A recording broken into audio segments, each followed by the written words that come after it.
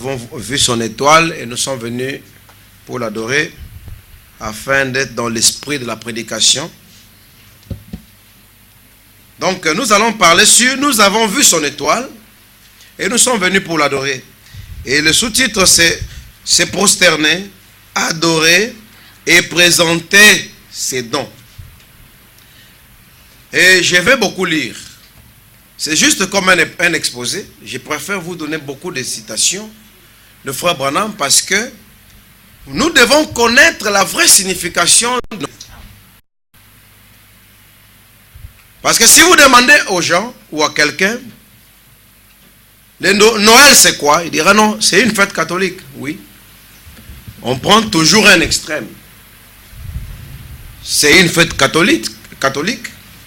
Mais la chose la plus importante, c'est de savoir que un jour, un sauveur était né. Vous êtes avec moi? Nous ne parlons pas d'abord de la date, mais nous parlons de l'événement qu'il y a eu et de son importance et de sa valeur dans la vie de l'adorateur. C'est vrai que aujourd'hui Noël est devenu, depuis un certain temps, une occasion pour vendre, une grande période des affaires. Mais doit-on ne jamais penser à Christ? Parce que les gens en ont fait une journée d'affaires. C'est ce que nous allons essayer de voir et comprendre la vraie signification de Noël. Et que le reste de notre vie, à tout moment, que nous allons nous souvenir de cet événement, quelles leçons tirer, quelles choses garder, qu'est-ce que vous pouvez retenir de cet événement? Je crois que pendant ce temps ici, les parents passent par des pressions, des stress, parce que les enfants ont besoin de petites choses, de cadeaux et tout. Et on ne peut pas aussi leur empêcher. On ne peut pas aussi dire, bon voilà, c'est une fête catholique. Nous ne pouvons pas fuir nos responsabilités. C'est une fête catholique, oui. Mais donner à l'enfant le présent. Il y a une fois un frère qui disait, moi, en tout cas le message nous a beaucoup aidé. Parce que le message a permis qu'on puisse garder l'argent. Parce que si on n'était pas dans le message, les femmes allaient nous exiger des bijoux chaque fois. Elles allaient nous exiger les produits de beauté et toutes ces choses chaque fois. Moi, je dis, voilà, celui-là n'a pas compris.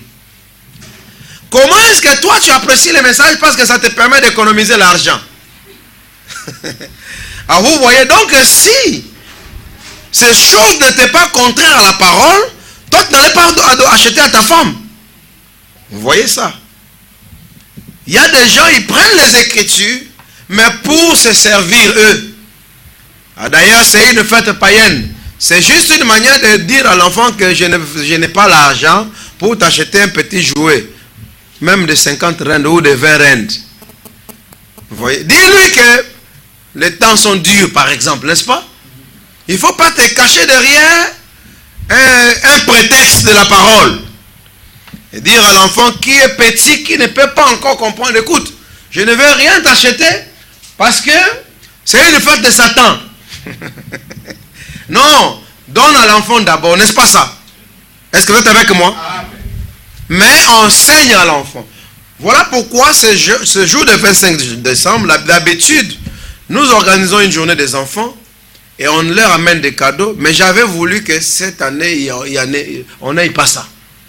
Parce qu'on est en train de montrer aux enfants que Père Noël n'existait pas.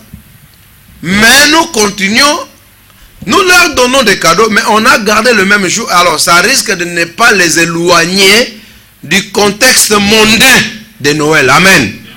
Vous pouvez donner des cadeaux à vos enfants à la maison, n'est-ce pas ça? Alors, vous leur donnez. Une autre fois aussi, on va le faire. Un autre 25 décembre, on va avoir une journée des enfants, on va leur remettre. Mais on ne veut pas que les choses que nous sommes en train de condamner, parce que s'ils grandissent avec ça, vous ne saurez pas leur dire après que Noël, c'est une fête païenne. Amen. Est-ce que vous comprenez? Est-ce que vous êtes avec moi? Mais vous pouvez leur acheter des jouets, des petites choses, les gâter un peu, mais que ça ne soit pas que chaque 25 décembre, ça devienne une tradition d'église, où nous, on doit avoir une réunion ici pour les enfants, et puis ils viendront toujours. Non, non, non. C'est ce que j'avais voulu que ça ne soit pas. Donc c'est comme ça. Alors, nous avons lu le récit de la naissance de Jésus. La Bible déclare que Jésus était né. Si vous n'avez pas la révélation, comme William Branham nous a apporté aujourd'hui, vous allez avoir l'impression que un bébé était né un jour et puis il y a eu 3 messieurs avec des cadeaux. Ils leur ont apporté des cadeaux et puis ils ont apporté des cadeaux à l'enfant et puis à un bébé et puis ils sont partis. Mais si vous lisez bien dans la Bible, il est écrit, ils ont trouvé là où se trouvait le petit enfant. Ce n'était pas un bébé, mais c'était un petit enfant. Ils avaient d'abord vu l'étoile. Attendez un peu que je vous lise quelque chose.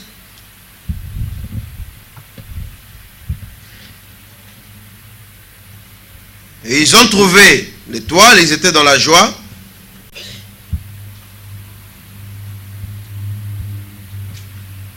Je vais lire un peu quelque chose ici. Dans la divinité de Jésus-Christ. Au paragraphe 60. Il dit maintenant, je vais parler ce matin sur la divinité de Christ. Pour que vous puissiez connaître qui est celui que nous adorons aujourd'hui. C'était quand est-ce qu'il a prêché ça? Le 25 décembre 49. Donc un jour comme celui-ci. Amen. C'était un message de Noël. Maintenant, quel est le sujet qu'il a apporté? Quel est le sujet? La divinité de Jésus. Et le frère Branham, c'est quelqu'un qui connaissait même pourquoi faut-il apporter un tel sujet pendant un jour quelconque. C'est que c'est un message. C'est un message qu'il a voulu apporter aux croyants de ce message pour ce qui concerne le 25 décembre. Il parle de la divinité. Oh, c'est très significatif. Il dit, oh, maintenant, je suis en train ce matin de parler sur la divinité de Christ pour que vous puissiez connaître qui est celui que nous adorons aujourd'hui. Pas un bébé dans une crèche. Il ne s'agit pas non plus de Santa Claus ou de Saint Nicolas, n'est-ce pas? Mais nous adorons le Dieu Tout-Puissant dans la divinité de son Fils. Le but pour lequel nous voulons parler sur, nous avons vu son étoile et nous sommes venus l'adorer.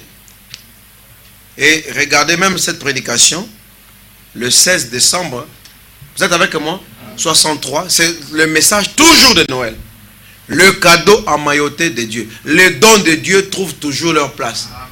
Ce sont les genres de prédications que Frère Branham prêchait pendant le jour de Noël. Et là-dedans, vous trouvez que le Frère Branham insistait sur une chose. La révélation de la divinité. Vous êtes avec moi? Parce que la divinité, c'est la nature d'être Dieu. Et Dieu, c'est l'objet même d'adoration. Cela veut dire que pendant le jour de Noël, nous devrions penser à la divinité et à celui que nous devons adorer. Parce que quand Jésus était né, c'était une partie de la rédemption qui se jouait. La divinité en service, mais pour mourir, dites Amen. Et la seconde venue, c'est la divinité en service pour enlever une église. Et la troisième venue, c'est la divinité pour régner. Vous êtes avec moi? Et vous voyez qu'il s'agit de la divinité. Voilà pourquoi, ici, il veut en quelque sorte nous faire sortir de l'histoire et nous amener une leçon pour ce qui concerne comment nous devons nous comporter aujourd'hui. Qu'est-ce qui est important de saisir? Pas un bébé dans une crèche. Est-ce que vous êtes avec moi? Amen. Et dans l'histoire de la rédemption, le seul qui était né comme ça, c'était Jésus, comme ça. Vous êtes avec moi? Amen. Il ne s'agit pas non plus de Père Noël ou un Européen ou un Américain. Donc il ne s'agit pas de l'enfant ici de Marie ou Jésus de Galilée.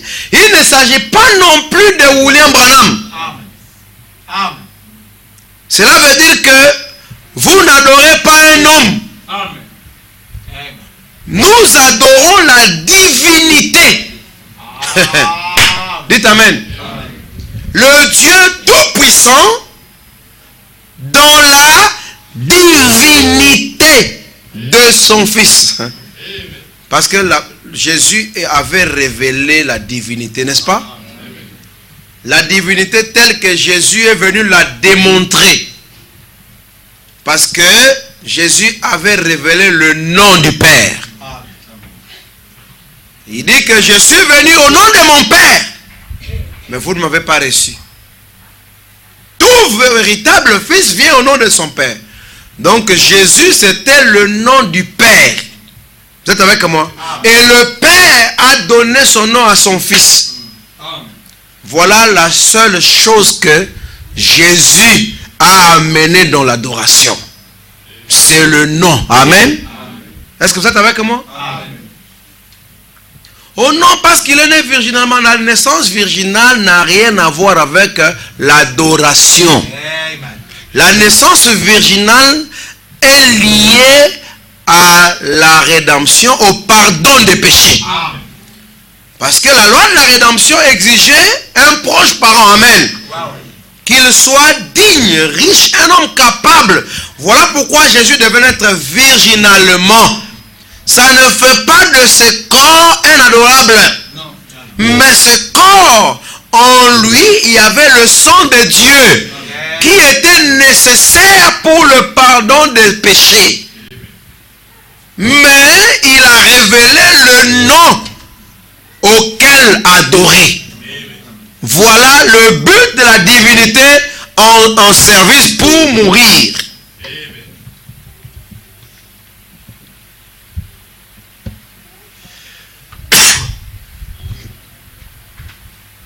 Je vais encore lire quelque chose ici. Donc regardons à l'invisible. Du 22 janvier 64. Frère, on a me dit au paragraphe 34 ici. Quelques-uns le voient comme un mythe. Un Santa Claus ou Père Noël. Vous voyez, Santa Claus c'est Père Noël, n'est-ce pas?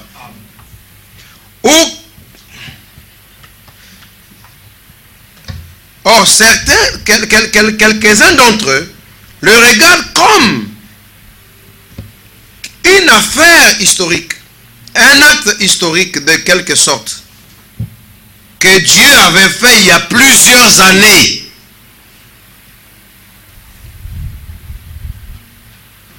Certains le voient comme, jusqu'aujourd'hui, donc ils le voient encore comme un bébé dans une crèche. Comme le matin d'aujourd'hui, certains étaient partis se prosterner, n'est-ce pas? Devant une statue. Mais il n'y a pas que eux. Tu peux avoir fui les statues visibles, mais avoir des statues dans ton cœur et être idolâtre au même titre que les catholiques. Parce que si vous ne connaissez pas qu'est-ce que vous adorez, vous n'êtes qu'un païen. C'est la même chose. Maintenant, nous, la chose qui nous intéresse plus, ce sont ces genres d'idoles que nous avons, que les gens ne voient pas. Parce que tout ce que vous mettez à la place de Dieu est une idole. Dites Amen. Amen. Même moi ici, je suis votre pasteur. vous ne devez pas me prendre plus que Frère Branham. Parce que Dieu nous a envoyé un prophète. Et ce prophète, il est l'absolu. Parce que souvent, nous les pasteurs, nous avons abusé de certaines citations de Frère Branham, mais pour nous placer dans les cœurs de gens. Et ça, c'est la malhonnêteté. Les gens ont voulu se mettre dans les cœurs, mais en prenant les citations de Frère Branham. Vous devez être à 100% d'accord avec votre pasteur, et aussi longtemps que c'est ce que Branham dit. Amen. Ce n'est pas quand il amène ses propres pensées. Ça, sinon tu ne pars pas au ciel. Amen. Parce que mon frère, la marque de la bête est un mystère. Tout ce que vous prenez à la place de la parole, c'est la marque de la bête. Amen. Une fausse compréhension des Écritures. Amen. Le pasteur, c'est un ange de Dieu. Oui, mais Branham n'a pas dit ça. Branham dit, votre pasteur est un ange de Dieu. Il y a une condition. Wow. Si, aussi longtemps qu'il vous administrera la parole. Et cette parole, c'est ce que William Branham a dit. Amen. Amen. Nous n'avons pas deux paroles. Amen. Voilà pourquoi nous sommes contre ceux qui disent que chaque église doit avoir sa doctrine. C'est antichrist. C'est Branham Tabernacle seul qui devait avoir sa doctrine vis-à-vis de Oral Robert, de Billy Graham et de tout ce monde-là. Dites Amen. Et la doctrine du Branham Tabernacle, c'est le message. On n'a pas donné au pasteur un quitus. Voyez, libre parcours. Bon, écoutez, c'est mon église. Écoute, nous, quand tu me donnes ta chair, je prêche ce que Branham a dit. Amen. Ou je ne prêcherai pas. Oh non, pasteur, tu as touché à la doctrine de l'église. Vous avez la doctrine de l'église. Oh frère, nous avons la doctrine du message. Amen. Et ici, tu viens prêcher ce que tu as lu de frère Branham. Amen. Parce qu'il y a des gens qui ont fait leur affaire au nom du message. Leurs activités lucratives au nom du message. Mais ils prennent toujours des citations. Frère, chaque église a... Oh frère, tu parles avec la brebis d'autrui. Vous avez les brebis d'autrui. Le véritable pasteur, c'est Jésus. Amen. D'abord, frère Branham dit qu'une brebis n'est pas la propriété d'une église, ni de l'État, mais de Dieu. Amen. Dites Amen. Hein? Oh, ça y a bisso, T. On a dénomination. Oh non, frère, vous voyez, ça c'est notre brebis, elle est à nous. Non, non. Il dit, mais la question est que, qu'est-ce que vous voyez lorsque vous regardez? Quand vous le regardez, qu'est-ce que vous voyez? Quand tu regardes, qu'est-ce que tu vois? Vous êtes avec moi? Amen. Quand tu regardes la photo, la peinture d'Hoffmann, qu'est-ce que toi tu vois? Quand tu regardes la photo de l'ange du Seigneur, qu'est-ce que toi tu vois? C'est ce que vous voyez qui compte. Amen. Amen. Est-ce que c'est quelque chose d'historique? C'est ça le problème. Il dit, voyez-vous une deuxième personne de la Trinité? Voyez-vous, ou voyez-vous une Trinité, 3 en 1? Vous ne verrez que lui, alors que vous le regardez au travers de la parole. Si vous voulez le regarder par la parole, vous ne verrez que Christ. Même si je regarde à la photo d'Hoffmann, même si je regarde à Branham, mais par la parole, je ne verrai pas un homme. Je ne verrai aucun homme. Je verrai Dieu. Donc la meilleure manière de le considérer, ce n'est pas par rapport à l'histoire, ou par rapport à une légende, ou à un acte passé, mais par rapport à sa parole. Et la parole de votre promesse révèle Christ. C'est la seule manière pour vous de le connaître. Parce qu'il est la parole. Et il dit, elle va se révéler elle-même. Cela dépend de ce à quoi vous regardez. Amen.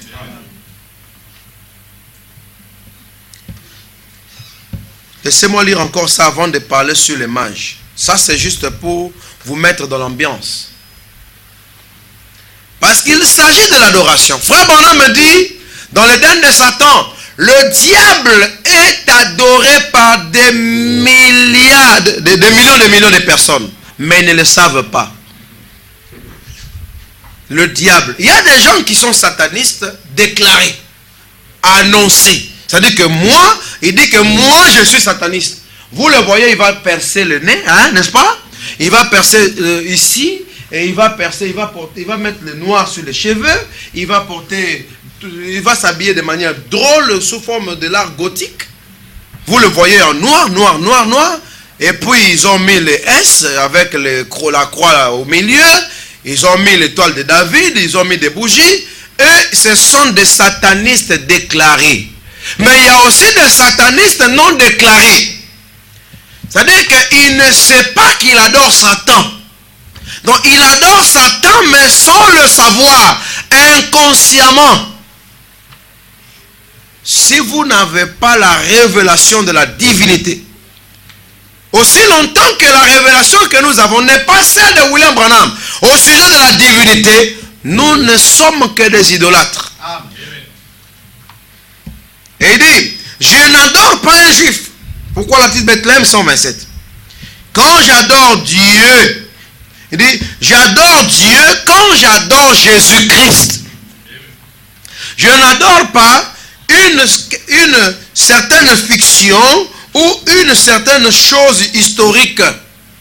Il dit, j'adore Jésus-Christ, virgule. N'oubliez pas quand on dit virgule, ça veut dire c'est l'explication. Amen. Amen. Nous sommes dans on appelle ça la linguistique. Vous voyez, quand on met point virgule ou virgule, faites attention mon frère, ma soeur. N'oubliez jamais ceci. Quand vous lisez une brochure, Branham me donne une déclaration, après vous voyez une virgule. Faites attention avec la pensée qui suit. C'est la révélation de cette pensée. Amen. Amen. Mais souvent nous ne regardons pas à ça. Et c'est ça la définition même de la chose. Il dit, parce qu'on a dit, oui, mais il a dit, il adore Jésus-Christ, mais vous ne voyez pas la virgule. Quel est Jésus-Christ? Il dit, la présence de Jésus-Christ maintenant ici. Amen. Laquelle est sa parole qui a été manifestée pour cet âge. Amen. Vous êtes avec moi? Ah, vous voyez Jésus-Christ. Ah, c'est toujours Jésus-Christ, parce que quand on parle de ça, les gens veulent vous trouver, donc on veut vous situer. Et ils veulent comprendre que ce que vous adorez selon leur standard de mesure. C'est-à-dire qu'eux, ils adorent soit l'homme de Galilée, et d'autres aussi se sont vengés contre eux. Ils se sont dit qu'ils sont des aveugles, ils ont adoré Branham. Et eux tous, il y a une faute. L'erreur, c'est qu'ils sont tous des unitariens. C'est-à-dire qu'il y a ceux qui sont unitariens dans le passé, avec Jésus en Orient, et ils ont appliqué la même erreur ici en Occident. Ils pensent que Jésus, l'homme, le corps était Dieu. Voilà pourquoi Branham aussi, on doit l'adorer. Tous, ils sont en erreur. Alors voilà pourquoi, si notre langage n'est pas bien compris du public, parce que quand nous disons que je n'adore ni l'homme de Galilée, ni Branham, les gens qui adorent l'homme de Galilée disent non, il adore toujours Branham, mais il se cache. Et ils adorent Branham, mais ils se cachent, soyez seulement clairs. Les autres au moins. Maintenant, les gens de Branham, ils disent que non, ils adorent comme nous, mais ils sont du trône caché. Chacun veut te tirer à son côté. Comme il y a d'autres qui disent, dans cette ville, la personne qui devait faire entrer l'adoration de Branham, c'était le pasteur Laurent. Mais la ville l'a effrayé. Voilà pourquoi il adore en secret.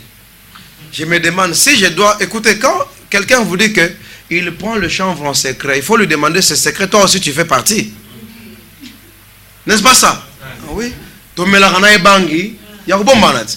Voilà. Parce que quand toi, tu connais déjà un secret, c'est que toi aussi, tu es membre du secret. Donc, vous trouvez... Ceux qui adorent Branham ici, ils disent non, Laurent, c'est notre homme. Il adore aussi Branham comme nous. Mais il ne veut pas vous le dire. Frère, il y a beaucoup de choses qu'on a déclarées aux gens. Dans le message aujourd'hui, il n'y a personne qui est là pour personne. Il y a aussi personne qui va faire peur à personne. Moi, j'adore Branham et je vais avoir peur de te dire que j'adore Branham. D'abord, tu vas me priver quoi? Le souffle que je respire? Non.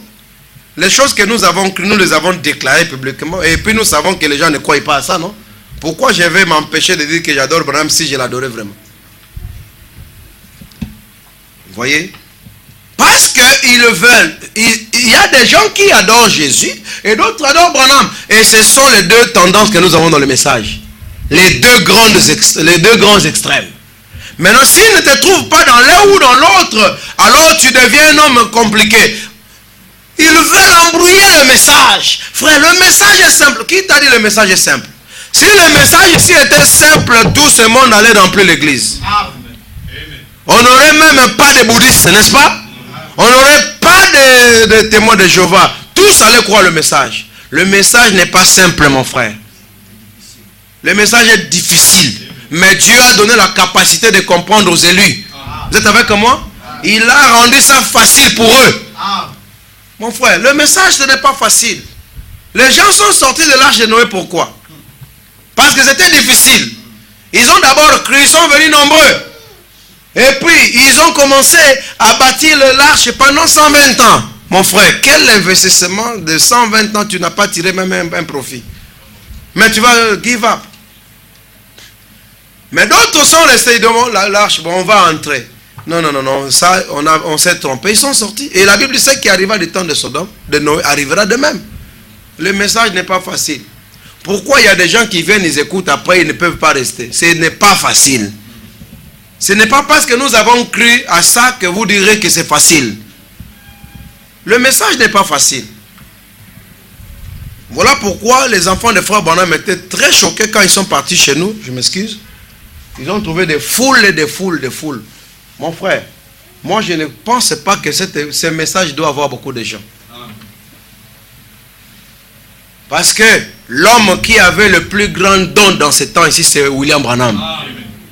Nous tous, personne ne peut l'égaler. Personne ne peut même approcher William Branham, n'est-ce pas? Mais avec le don universel, combien de gens il a gagné? Peu de gens. Là où il y a beaucoup de gens, quelque part on a dilué. Le message n'est pas facile, frère. Vous savez, si je vais avoir 1000 personnes dans cette église, je connais comment on fait.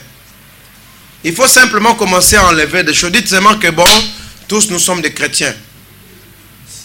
Frère, nous sommes tous les enfants d'un même père. Nous n'avons qu'un seul Dieu.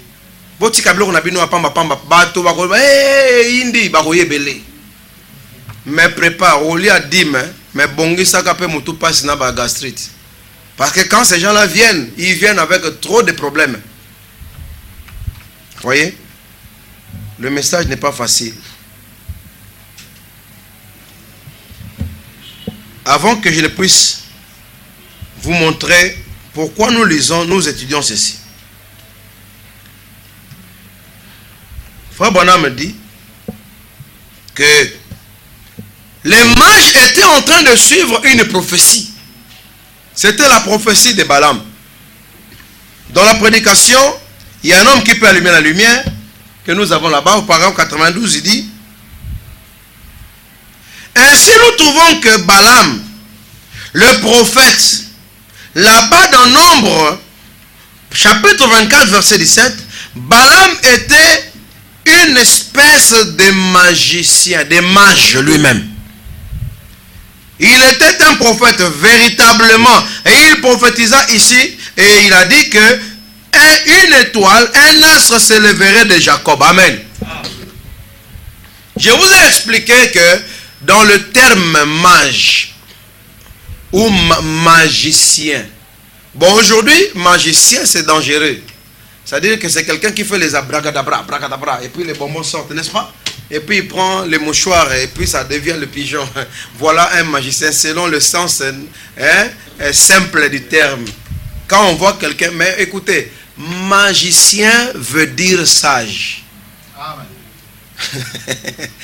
Dans le temps passé, quand on disait que quelqu'un était magicien, ça n'avait pas forcément quelque chose à voir avec les abracadabras. C'était quelqu'un qui était un maître. Quelqu'un qui avait la maîtrise. Voilà pourquoi, dans les études universitaires, quand vous terminez le honors degree ou la licence, vous voyez, il y a parfois des titres qu'on appelle magister. Magister in science, economical science. Magister in medicine. C'est un magicien en médecine. Parce que dans le temps passé, le savoir était réservé aux sages. La science que nous étudions ici ne se donnait pas à tout le monde. On le donnait à des rois. Parce que les rois devaient avoir la connaissance pour gérer le pays. Voilà pourquoi la Bible dit que la gloire du roi, c'est de sonder les mystères, n'est-ce pas? De sonder les choses cachées. Tandis que la gloire de Dieu, c'est de les cacher. Dieu est plus glorieux par le fait qu'il est un sujet mystérieux pour nous. Peu importe ce que nous pouvons connaître, il demeure néanmoins un mystère. Amen. Parce que si Dieu, même quand nous disons qu'au jour de la voix du septième ange, le mystère, ce sont les mystères prophétiques qui devaient être révélés. C'est accompli. Mais vous remarquerez que même si William Branham lui-même, Dieu l'a compliqué beaucoup. Il y a eu des choses que Branham a demandé à Dieu, il n'a pas eu la solution. N'est-ce pas ça? Il y a eu des choses où Branham, il pleure pour sa gastrite pendant des années et Dieu ne le guérit pas. William Branham fait quelque chose qui est contraire à ce que Dieu lui a recommandé et Dieu il vient, il le frappe. Et pourtant lui qui avait voilé Dieu, mon frère, Dieu restera toujours un mystère aussi longtemps que nous serons dans ce corps. Mais il va nous révéler ce qui est nécessaire de connaître pour les épreuves, pour les choses de la vie. Mais il y a des choses, mon frère, que Dieu, tu ne le sauras. Donc, frère, Dieu est grand dans le fait qu'il est mystérieux. Mais il a fait que les hommes, la science, la connaissance, c'est pour les rois. Voilà pourquoi il est écrit dans l'âge de Thyatire, celui qui vaincra, je lui donnerai l'étoile du matin. Il pètera le monde avec une verge de fer. Oh, frère Branham me dit que la révélation de la parole nous donne l'autorité. Voilà pourquoi je ne peux pas comprendre quelqu'un qui dit que ceci est révélé, cela est révélé, mais il ne peut même pas résoudre les petits problèmes de sa vie. Ça, c'est un savoir qui est stérile. C'est un savoir inutile. À quoi me sert la révélation si je suis malade et ça ne peut pas me guérir, mon frère? Est-ce que vous aimeriez une révélation pareille? Est-ce que vous aimeriez un Dieu qui, donc quand je suis dans les tourments, lui ne sait pas m'assister? Est-ce que qui aimerait avoir un Dieu pareil? Non, mon frère. Moi, je prends ces messages comme les sciences occultes. C'est-à-dire que je comprendre le côté pour que je ne comprenne pas comment ça peut s'appliquer à moi. Moi, la manière dont je prends ces messages, c'est comme, vous voyez comme les francs-maçons prennent la franc-maçonnerie. C'est comme ça que moi je prends ces messages. Aussi longtemps que tu n'as pas pris ça comme ça, tu ne verras pas les résultats de ces messages. Sinon, vous faites la religion. C'est-à-dire, tu es dans le message, mais tu as beaucoup d'espérance. Mais tu dis que tu connais beaucoup de choses. J'ai beaucoup de choses, frère. Ceci est accompli, cela est accompli, mais il espère toujours comme un catholique. Or, la révélation, c'est pour nous donner l'autorité. L'autorité sur le péché, l'autorité sur les petits problèmes. Vous voyez quelqu'un, des petits problèmes de la vie surviennent. Il a oublié tout ce qu'il a appris pendant 10 ans, pendant 20 ans, pendant 5 ans. Alors mon frère, à quoi me sert la connaissance si ça ne peut pas m'aider? Nous vous enseignons ces choses pour que, avec elles, vous soyez en mesure d'affronter le défi de la vie.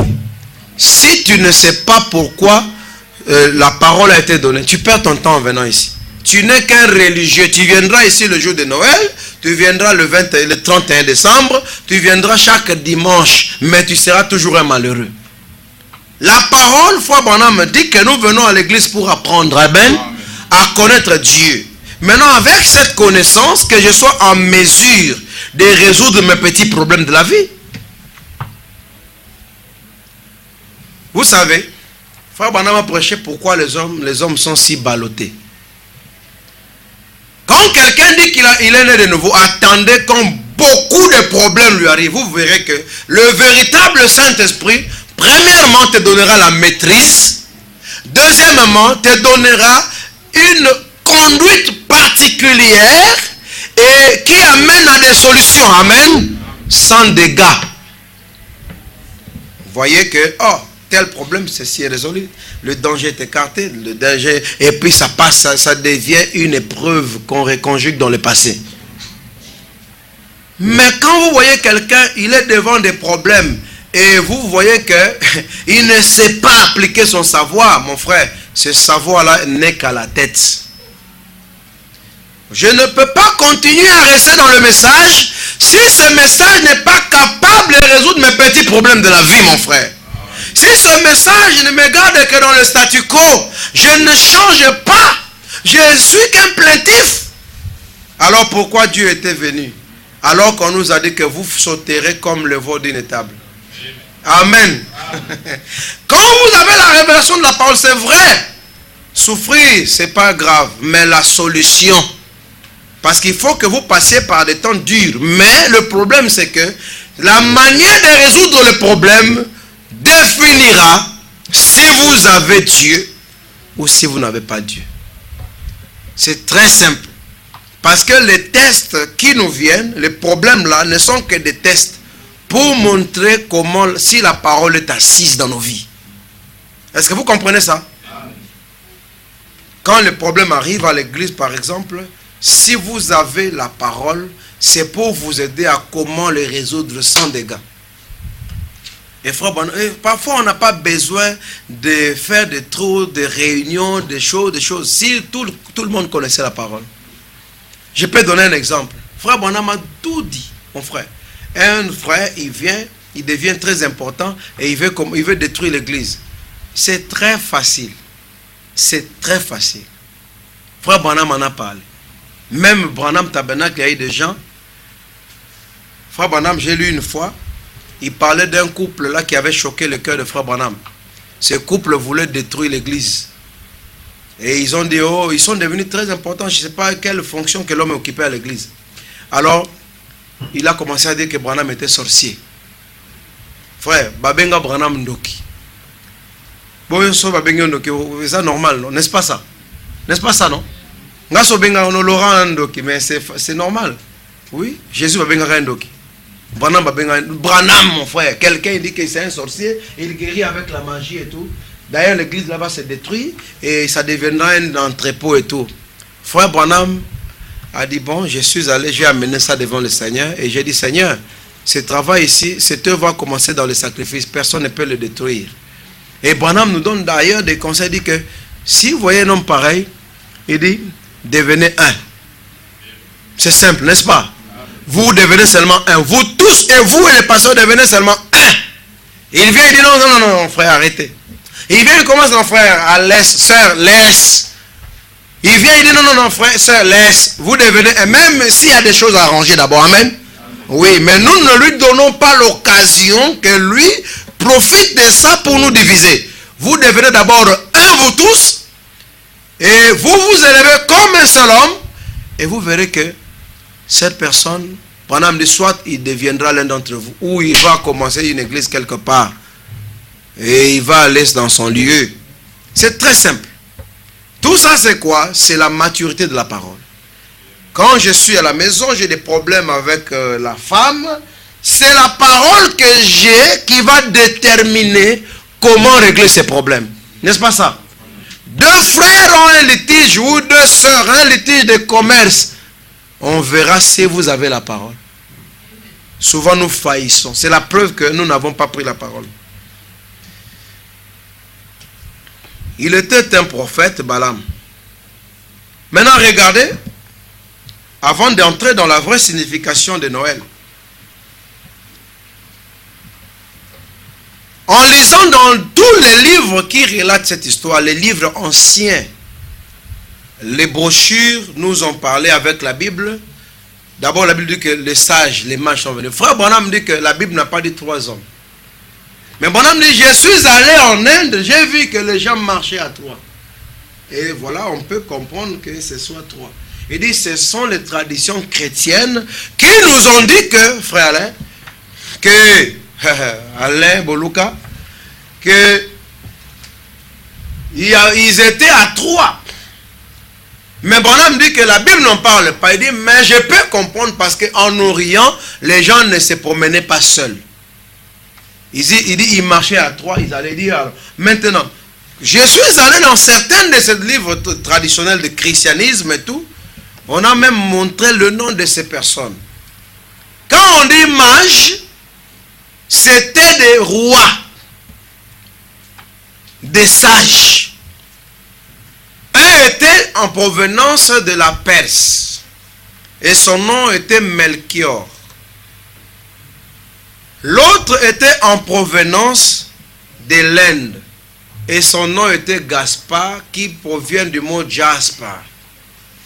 L'autre était un roi venant de l'Arabie et son nom était Balthazar.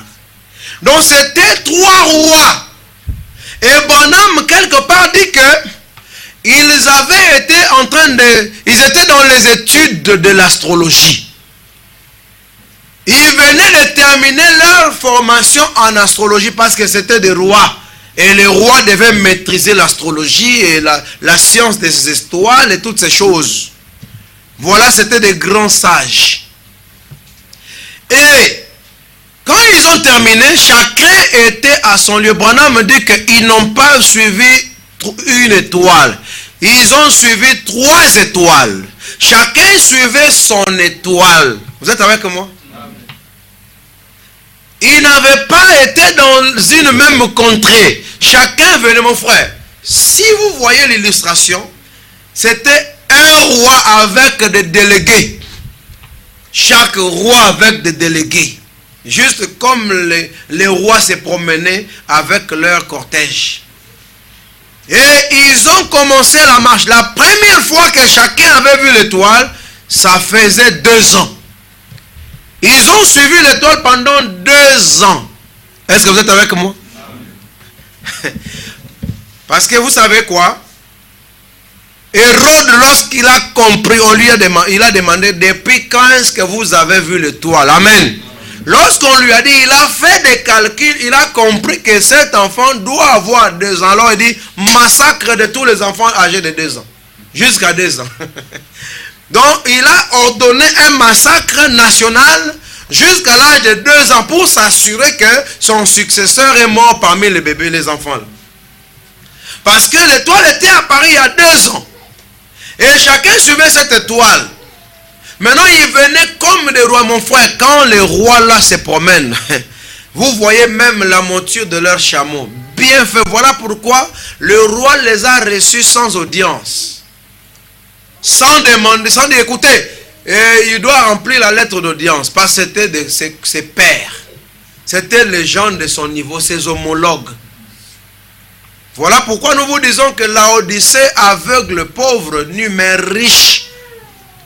Pour que les gens t'écoutent aujourd'hui, même dans le milieu du message, tu dois avoir l'argent. Ça, je vous dis. Ça, on a compris aussi. Tu peux avoir des belles doctrines. Quand tu es pauvre, ce sont des fausses doctrines. Je vous dis la vérité. Quand tu n'as pas l'argent, personne ne va t'écouter, ce sont des faussetés. Mais quand quelqu'un a l'argent, même s'il dit que lui aussi doit discerner les pensées de cœur, on dira qu'on ne va pas trop parler de ça parce qu'il a l'argent. Même s'il s'opposait à Branham, les gens ne vont pas prêter attention à ça parce qu'il a l'argent. Même dans nos familles, les gens qui ont l'argent, même quand ils commettent l'inceste, on couvre. Parce que sinon, on ne va pas avoir l'argent. Mais si c'est quelqu'un qui n'a pas l'argent, on va l'exposer. C'est l'esprit d'aujourd'hui, n'est-ce pas? Dans vos familles, si quelqu'un a l'argent, même si c'est ton petit frère, vous verrez que... Voilà pourquoi je vous donne toujours un conseil. Il ne faut pas être pauvre, parce que ce n'est pas l'âge de la pauvreté. L'âge de la pauvreté, c'est l'âge des martyrs de catacombes. Amen. Voilà pourquoi ils ne cherchaient pas beaucoup de choses. Ils avaient un slogan: si nous avons de quoi manger et de quoi nous vêtir, cela nous suffit. Pas aujourd'hui. Parce que si tu t'arrêtes là aujourd'hui, on va t'appeler du Congo pour la bonne année, pour envoyer l'argent. Alors tu vas faire comment? Toi, tu as eu à manger, à boire. Maintenant, eux, tu vas dire que, écoute, vous êtes des païens. Non. Vous allez forcer les gens à croire le message pour leur donner. Notre religion n'est pas forcée, n'est-ce pas? Donnez-leur. Tu as des oncles, tu as tout le monde de la famille, mais ils vont te demander. Vous voyez, un petit frère de la famille, quand il y a des problèmes, c'est toujours lui ou une petite soeur. Au Kabeli, son famille. Et après, on ne va plus te consulter. Puis tu vas te plaindre.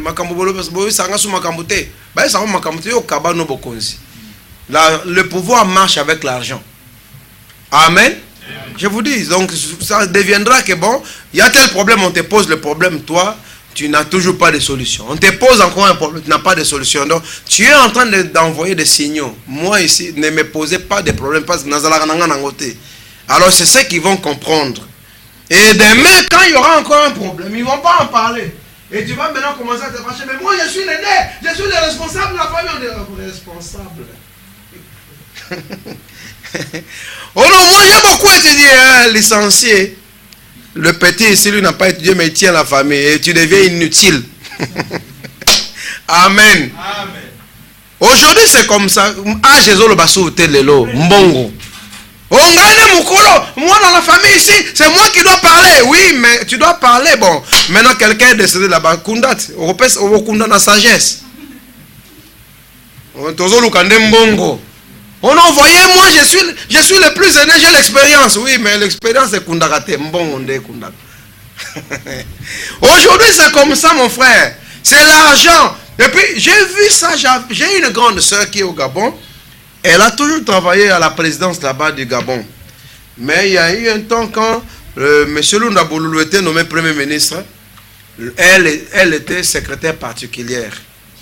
Vous savez quoi? Depuis ce temps-là, dans le deuil de la famille, on lui donnait une grosse chaise là, un gros fauteuil. Il y a moi à moi, si Bayaya Mikolo Bazawana. Mais le jour où le travail était terminé, on vous donne cette chaise là, vous pensez que c'est parce qu'on vous respecte? Non, on veut vous soutirer. Et voilà pourquoi les mages étaient des rois, ils étaient des hommes bien présentables, c'était des chefs de leur clan, le chef de leur royaume. Et vous savez, dans le temps passé, les royaumes étaient petits, n'est-ce pas? Comme Clermont était un royaume, Kenilov était un royaume, mais c'était des grands rois. Ils sont venus, chacun venait, et des hommes honorables, vous voyez, des hommes imposants. Ils viennent, et quand quelqu'un a l'argent, vous voyez que même, c'est l'autorité, et puis l'autorité là, c'est vous qui lui donnez, et puis, il ne parle pas en haute voix, parce que c'est son argent qui parle. Et toi, tu peux venir, tu cries comme tu veux là, lui, il dit seulement là, avec douceur, mais les gens sentent que c'est lui qui a la bourse, et puis on l'obéit. Ils viennent doucement. Et ils ont suivi l'étoile. Un jour. Et puis ils marchaient que la nuit. Est-ce que vous savez ça? Parce qu'il fallait suivre l'étoile. Et l'étoile n'apparaît que la nuit. Le jour, ils dormaient, ils campaient. Pendant le jour, ils campaient. Mais le soir, ils faisaient la marche. Parce que l'étoile devait apparaître pour montrer le chemin. Dites Amen. Et maintenant, il marchait, il devait avoir, mon frère, des campements, des tentes. Ce n'était pas des voyages comme n'importe quoi. C'était comme les Kadhafi se promenaient en Afrique avec des bus et des choses. Et un jour, en venant,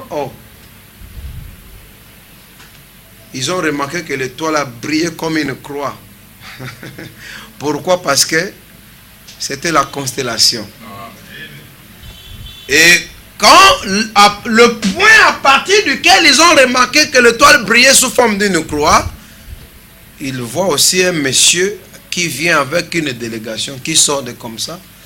Ils voient encore un autre qui vient. Oh, mais allez demander cet homme-là. Ah, c'est un homme, il doit être un homme notable. On lui demande, donc, bon, nous sommes à la poursuite de cette étoile. Ah, toi aussi, c'est alors qu'ils sont devenus des frères. Amen. Et ils ont commencé à suivre l'étoile. Et remarquez qu'ils suivent l'étoile. Et Branham dit que c'est eux seuls qui voyaient l'étoile. Et pourtant, cela a passé au-dessus de tous les observatoires. Branham me dit, les autres ne voyaient pas. Seulement les mages, parce que c'est eux qui suivaient l'étoile. Frère Branham dit que nous avons compris que c'est ce que vous cherchez que vous recevrez. La loi des attentes. Il dit que ce que vous venez chercher, c'est ce que vous trouverez. Il dit quand vous venez à l'église pour voir les erreurs, il dit le diable permettra que quelque chose se fasse pour que vous ayez des critiques, de quoi critiquer. Parce que c'est ce que vous êtes venu chercher, n'est-ce pas? Quand vous allez quelque part dans une église et tout, écoutez, si tu veux qu'on prêche bien, on va prêcher bien. Dites que je vais aller là-bas, Seigneur, ça fait longtemps que j'ai écouté un bon sermon. Comme ici, ce sont des chrétiens, j'aimerais qu'ils disent quelque chose de bien, même 2 ou 3 qui me feront du bien. Mais si tu vois, tu vas là-bas, ah bon, hein, comme je vous relate l'histoire toujours, non? Quand on était au Logos Tabernacle là-bas, il y a eu une fois une fête de mariage. Un monsieur est venu, vous voyez, le pasteur Yves Kalombo, il est très élancé, plus que son église, je crois. Mais à l'époque, il était le plus élancé, le plus géant que son église. Très élancé. Maintenant, sur l'estrade encore, il devient encore élancé. Il avait son mouchoir, vous voyez, parce qu'au Congo, tu ne peux pas prêcher sans mouchoir, on transpire. Le mouchoir blanc. Il y avait un verre d'eau derrière.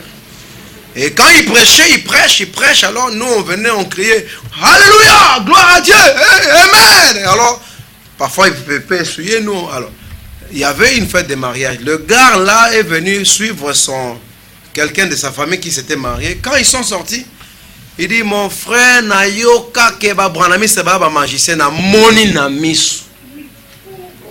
D'abord, c'était un monsieur très élancé, même taille et commis problème. Parce que c'est ce qu'on est venu chercher. Et puis le monsieur a 2 fétiches. D'abord le mouchoir blanc et puis un verre d'eau.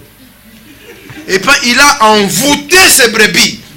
Donc quand il parle, les yeux deviennent rouges. Et puis s'il n'a plus l'onction, il prend seulement le mouchoir là. Quand il fait seulement ça, tu vois les brebis là, quand il va dire seulement quelque chose, ou si il voit que l'onction descend, il va prendre le verre d'eau et puis il boit. Quand seulement il boit ce verre d'eau, les choses qu'il va dire après, vous verrez les jeunes venir là-bas même comme pour les battre. Vous voyez, c'est le mindset. C'est ce qu'on a mis dans les têtes des gens. Voilà pourquoi les mages suivaient l'étoile. Ils sont arrivés à voir l'étoile. Maintenant, la signification de Noël. Frère Branham me dit ceci.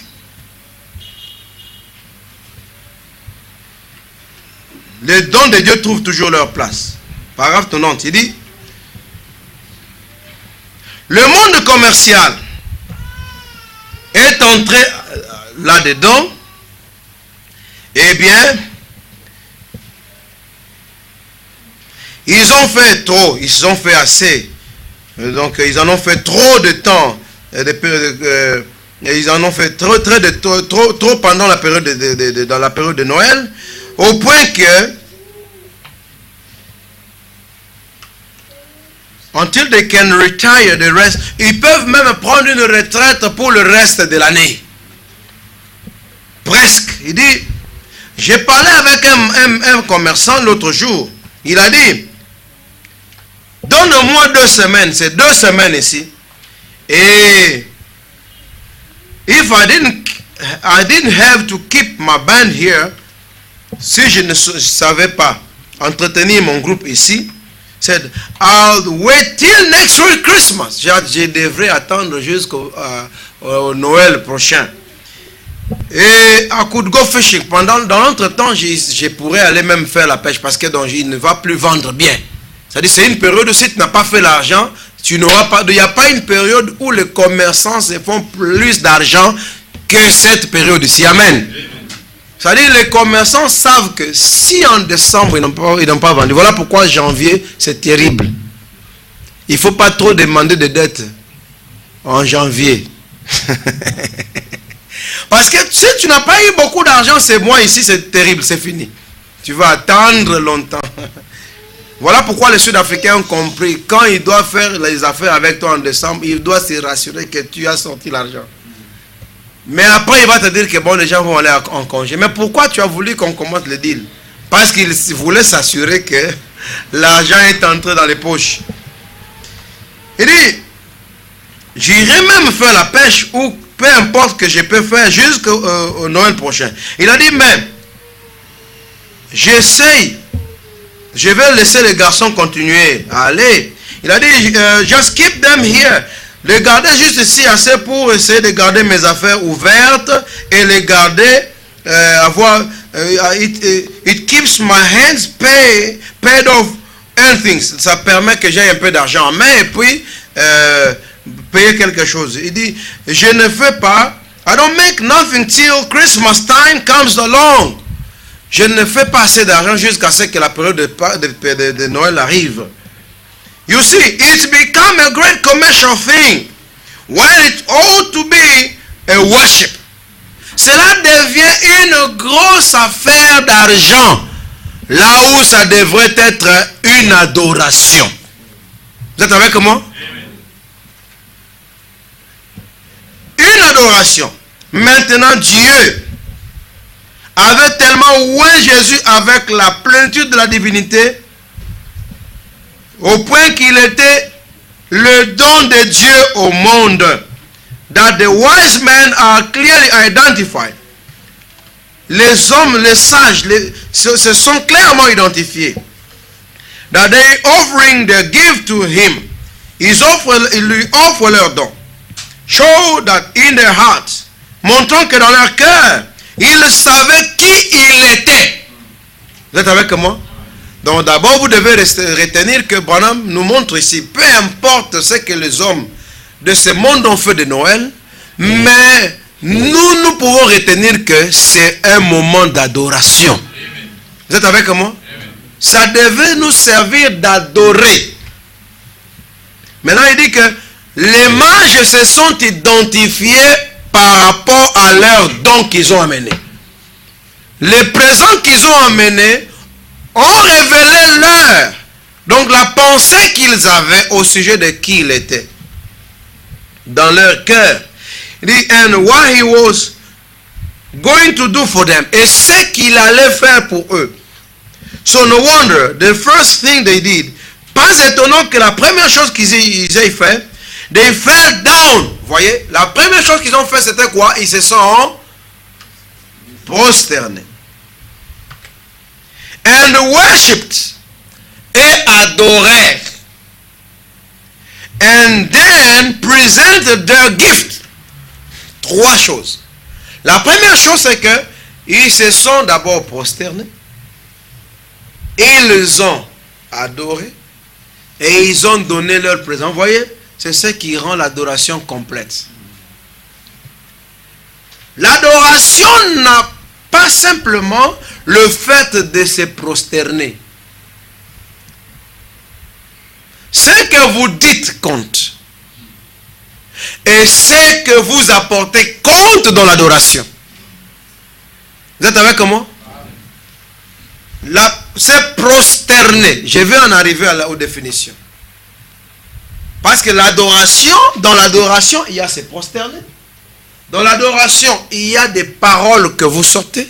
Dans l'adoration, il y a des actes que vous posez. Amen. Sans lesquels vous n'êtes pas complet dans votre adoration. Et le problème ici, c'est devant qui se prosterner. Très important. Vous êtes avec moi? Le lieu d'adoration. Parce qu'aujourd'hui, oui, nous savons, nous ici, que le nom, tous nous adorons au nom de Jésus-Christ. Du moins, à ce que je sache. Amen. Alors, parce que dans le temps, on avait des adorateurs, le frère Branham parmi nous. Quand moi j'ai prêché la parole faite chair, c'était le premier qui jubilait plus que les autres. Alléluia, gloire à Dieu. Mais dans le train, ils rencontraient des gens des autres églises, ils discutaient là-bas pour leur prêcher qu'il faut adorer au nom de Branham. Et les gens leur demandaient, mais vous priez chez qui? Non, nous sommes les brebis de Laurent. Et c'est ce qui était parti. Voilà pourquoi c'est pas facile, frère, si on accroche cette affaire sur toi. Il faut être encouragé, mon frère. Alors il fallait vraiment des actes de courage. Alors on a prêché pour les chasser, ils sont partis. Alors ensuite, nous avons organisé la réunion où on a appelé tout le monde à venir démontrer qu'est-ce qu'il adore. On a appelé même ceux qui adorent au nom de Branham. On a appelé même les gens qui ne croient plus aux églises. On a appelé tout le monde. Mais mon frère, il fallait voir le DVD. Mais vous ne cherchez pas ça. Vous avez vu des gens qui sont venus. Moi, j'adore l'homme de Nazareth. Les jésuites. Parce qu'il y a aussi les jésuites. Ou les jésuites. D'autres, maintenant, c'est celui qui adore au nom de Branham. Lui, il a fait trop de dégâts. Il a seulement commencé. Oh, toi, Branham, notre Dieu, il y avait 2 pasteurs qui étaient là. Ils ont détalé. Nous, on s'est regardés, on rigolait. Quand quelqu'un prie au nom de Branham, il ne prie pas. Ce n'est pas une prière. Faites ça comme si ça s'amuse. Amen. Et ça, c'est une prière. Il ne prie pas. Pendant qu'il prie, je peux commencer déjà à manger. Si je vais chez quelqu'un qui adore le nom de Branham, quand il dit prions, je dis,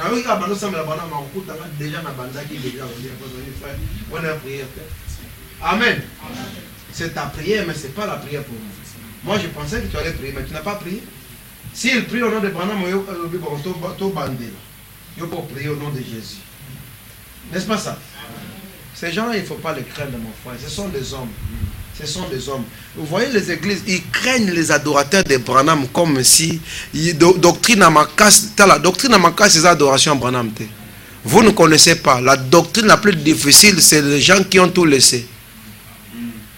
Les gens qui ont tout laissé, eux ne prient même pas, ni au nom de qui que ce soit que vous voulez. Vous trouvez quelqu'un, il boit la bière, mais avec des citations de Frère Branham.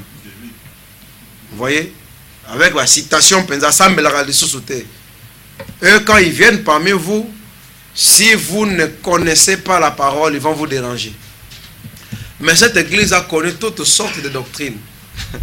On a eu d'abord, en commençant par les franquistes, ensuite on a eu les ça entrait mais ça sortait, on a eu les adorateurs de Branham, on a eu aussi les gens de on doit tout fermer, on ne doit plus prier, on ne doit plus donner la dîme et les offrandes. Mais nous sommes là. Il faut connaître simplement ce que vous croyez. Il ne faut pas avoir peur des adorateurs. Et d'ailleurs, les adorateurs, moi je les aime beaucoup plus que ceux qui ne veulent pas croire à la plénitude de la divinité. Amen. Moi je peux comprendre un adorateur de Branham, sauf qu'ils sont dans l'erreur d'avoir confondu la chair de Branham avec ce qui était dans Branham. Parce que la promesse du jour, c'est croire à la divinité en Branham. Si quelqu'un n'arrive pas jusque-là, il n'est pas un croyant du message. Et un vrai croyant du message, il faut que tu sois comme Jean. C'est-à-dire que tu sois au point comme si tu voulais vraiment adorer. Ce n'est pas toi-même qui va te relever. Il faut que l'ange, amen, te dise ne m'adore pas. Ce qui me ressemble à Branham, un message. Parce que le message, vraiment, mon frère, il faut que tu vois comme si, comme le roi nous ressemble à Branham, mais alors, non, ne m'adore pas. Mais il y a des gens, depuis qu'ils ont mis le frein, et ils ne veulent même pas approcher. Et puis, si la divinité entre en Branham, il va exploser. Il n'y a aucune citation qui dit ça. Vous voyez ça? Ils se sont prosternés, ils adorèrent, et ensuite ils apportèrent leurs dons. That's the way to have a real Christmas. Il n'y a pas d'amen. Vous ici, vous n'entendez pas l'anglais. Mon frère, Vous ne comprenez pas l'anglais toujours? Vous allez au shop, non? Faites un effort, regardez. C'est là-bas. That's the way to have real Pande Kobo Tanga. Vous qui n'est pas bel, vous êtes professeur, autant que ça en anglais. Quand est-ce qu'on va arrêter de prêcher en français? Parce que ça doit arrêter. Parce que nos enfants, ils sont anglophones. N'est-ce pas ça? Nos enfants sont anglophones. Plus ils grandissent, plus ils ne peuvent plus tenir avec le français. Hein. Et cette église, c'est pour nos enfants. Il faut commencer déjà. Mais c'est vous, leur maman surtout, vous êtes trop lourd. Regardez. That's the way to have a real Christmas. Worship Him, then present your gift. C'est la manière d'avoir un véritable Noël. C'est l'adorer et ensuite présenter vos dons. Dites Amen. D'abord, surtout, vous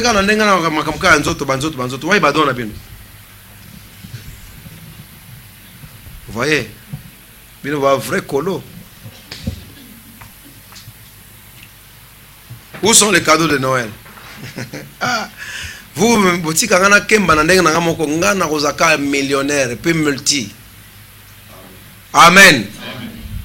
Un pasteur qui fait ces choses seul,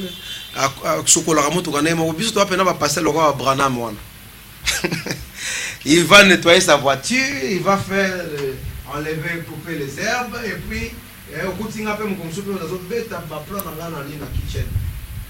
et c'est normal aussi.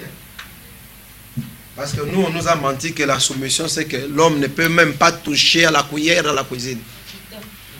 Frère, ceux qui m'ont coûté frère à 6 000 états,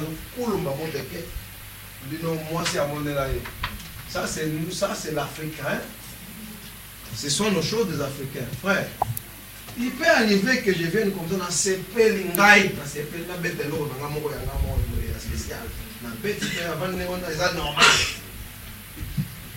et puis vous devez comprendre ça.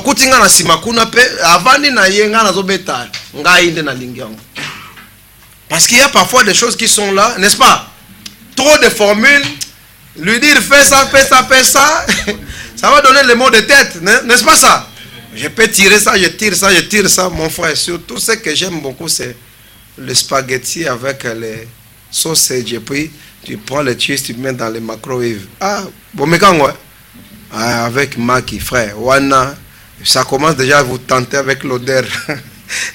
Quand ça commence à faire donc ça, à tous qui m'ont payé, comme on le va pas, ça va pas s'engager. Mais moi-même, je peux faire ça. Donc vous voyez, mais moi, je fais les choses seul. D'autres pasteurs aujourd'hui, ils ont beaucoup de costumes. Le jour de Noël comme ça, oh là là, des costumes sont venus. Branham, on lui a amené des caleçons, des habits avec le frère Lévi, n'est-ce pas ça? Normalement, pendant ce temps ici, vous amenez vos cadeaux. On a aussi des gens qui sont dans le besoin à l'église. On peut aussi distribuer, n'est-ce pas ça? On distribue aussi à des gens qui sont de nécessité. Peut-être toi, tu peux avoir même quelque chose pour la bonne année, mais il y a des familles qui ne vont pas en avoir. Il y a des familles entières, parfois, ils n'ont rien. Mais si vous amenez ces choses, on va aussi distribuer. Que ça devienne une habitude pour vous. Vous voyez, nous, les Congolais, pourquoi souvent nous souffrons? C'est parce qu'on ne nous a pas habitués à beaucoup donner. Parce qu'on pense que j'ai déjà donné et c'est tout, mon frère. Si aussi longtemps que tu peux avoir quelque chose, donne. Bon, ça, c'est d'un point de vue d'abord naturel. Mais ce que tu as en toi là, d'abord ton âme. Amen. On va y arriver. Donc la meilleure manière de célébrer la fête de célébrer Noël, c'est l'adorer et ensuite présenter vos dons. Présentez votre corps, vous écoutez, hein, comme un sacrifice vivant, entièrement et acceptable à Dieu. Alléluia. S'offrir entièrement à Dieu et l'adorer. Nous allons y arriver. Qu'est-ce que cela veut dire? Vous voyez, cela veut dire que vous devenez vous-même le Dieu vivant. Vous devenez vous-même le temple du Dieu vivant. C'est ça, ça va venir. Pourquoi cela, il fallait que ce soit les bergers. Paragraphe 276. Maintenant, tenons-nous un petit moment. Have you, c'est le 21 décembre 64.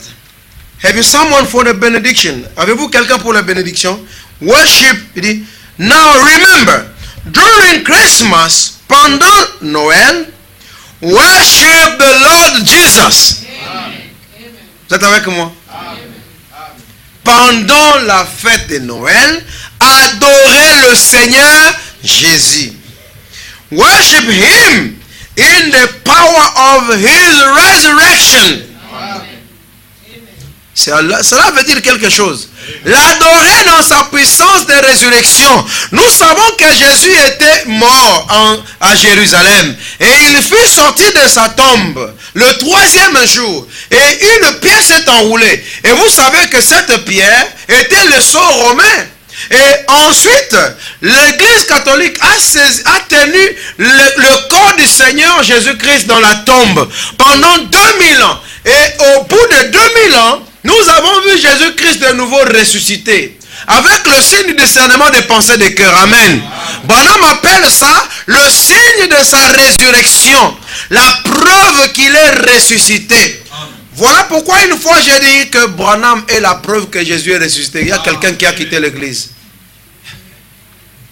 Mais Branham me dit que l'épouse s'est lui-même révélée. Dites Amen. Parce que l'épouse, ce n'est rien d'autre que Jésus-Christ, mais révélé. Branham me dit, nous sommes la preuve de sa résurrection, le sujet même de sa mort. Dites Amen. La raison même de sa mort. Quand un homme se marie, il prend une femme, il meurt en cherchant tout ce qu'il donne là, mais il ressuscite sous forme de cette femme.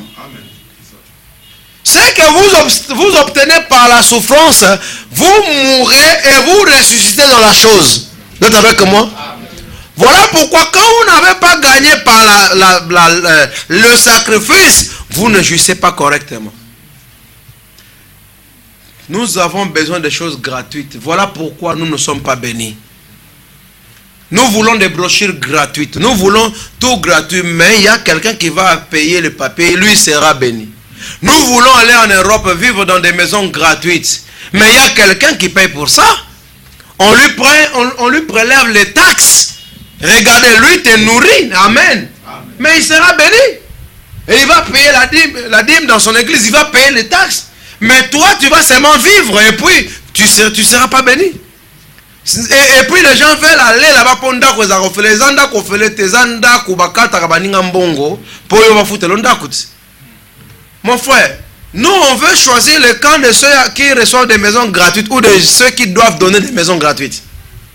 Choisissez votre camp. Mais c'est le camp de ceux qui donnent qui est le camp des vainqueurs, n'est-ce pas?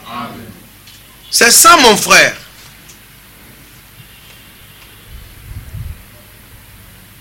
Adorer le Seigneur Jésus dans sa puissance de la résurrection. Et aujourd'hui, la preuve qu'il est ressuscité, c'est qu'il vit en nous.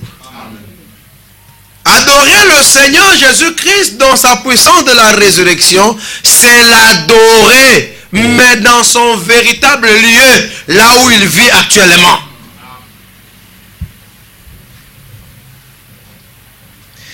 Et par définition, adorer vient du mot proskueno. Proskueno qui veut dire faire un baiser à la main comme signe de révérence.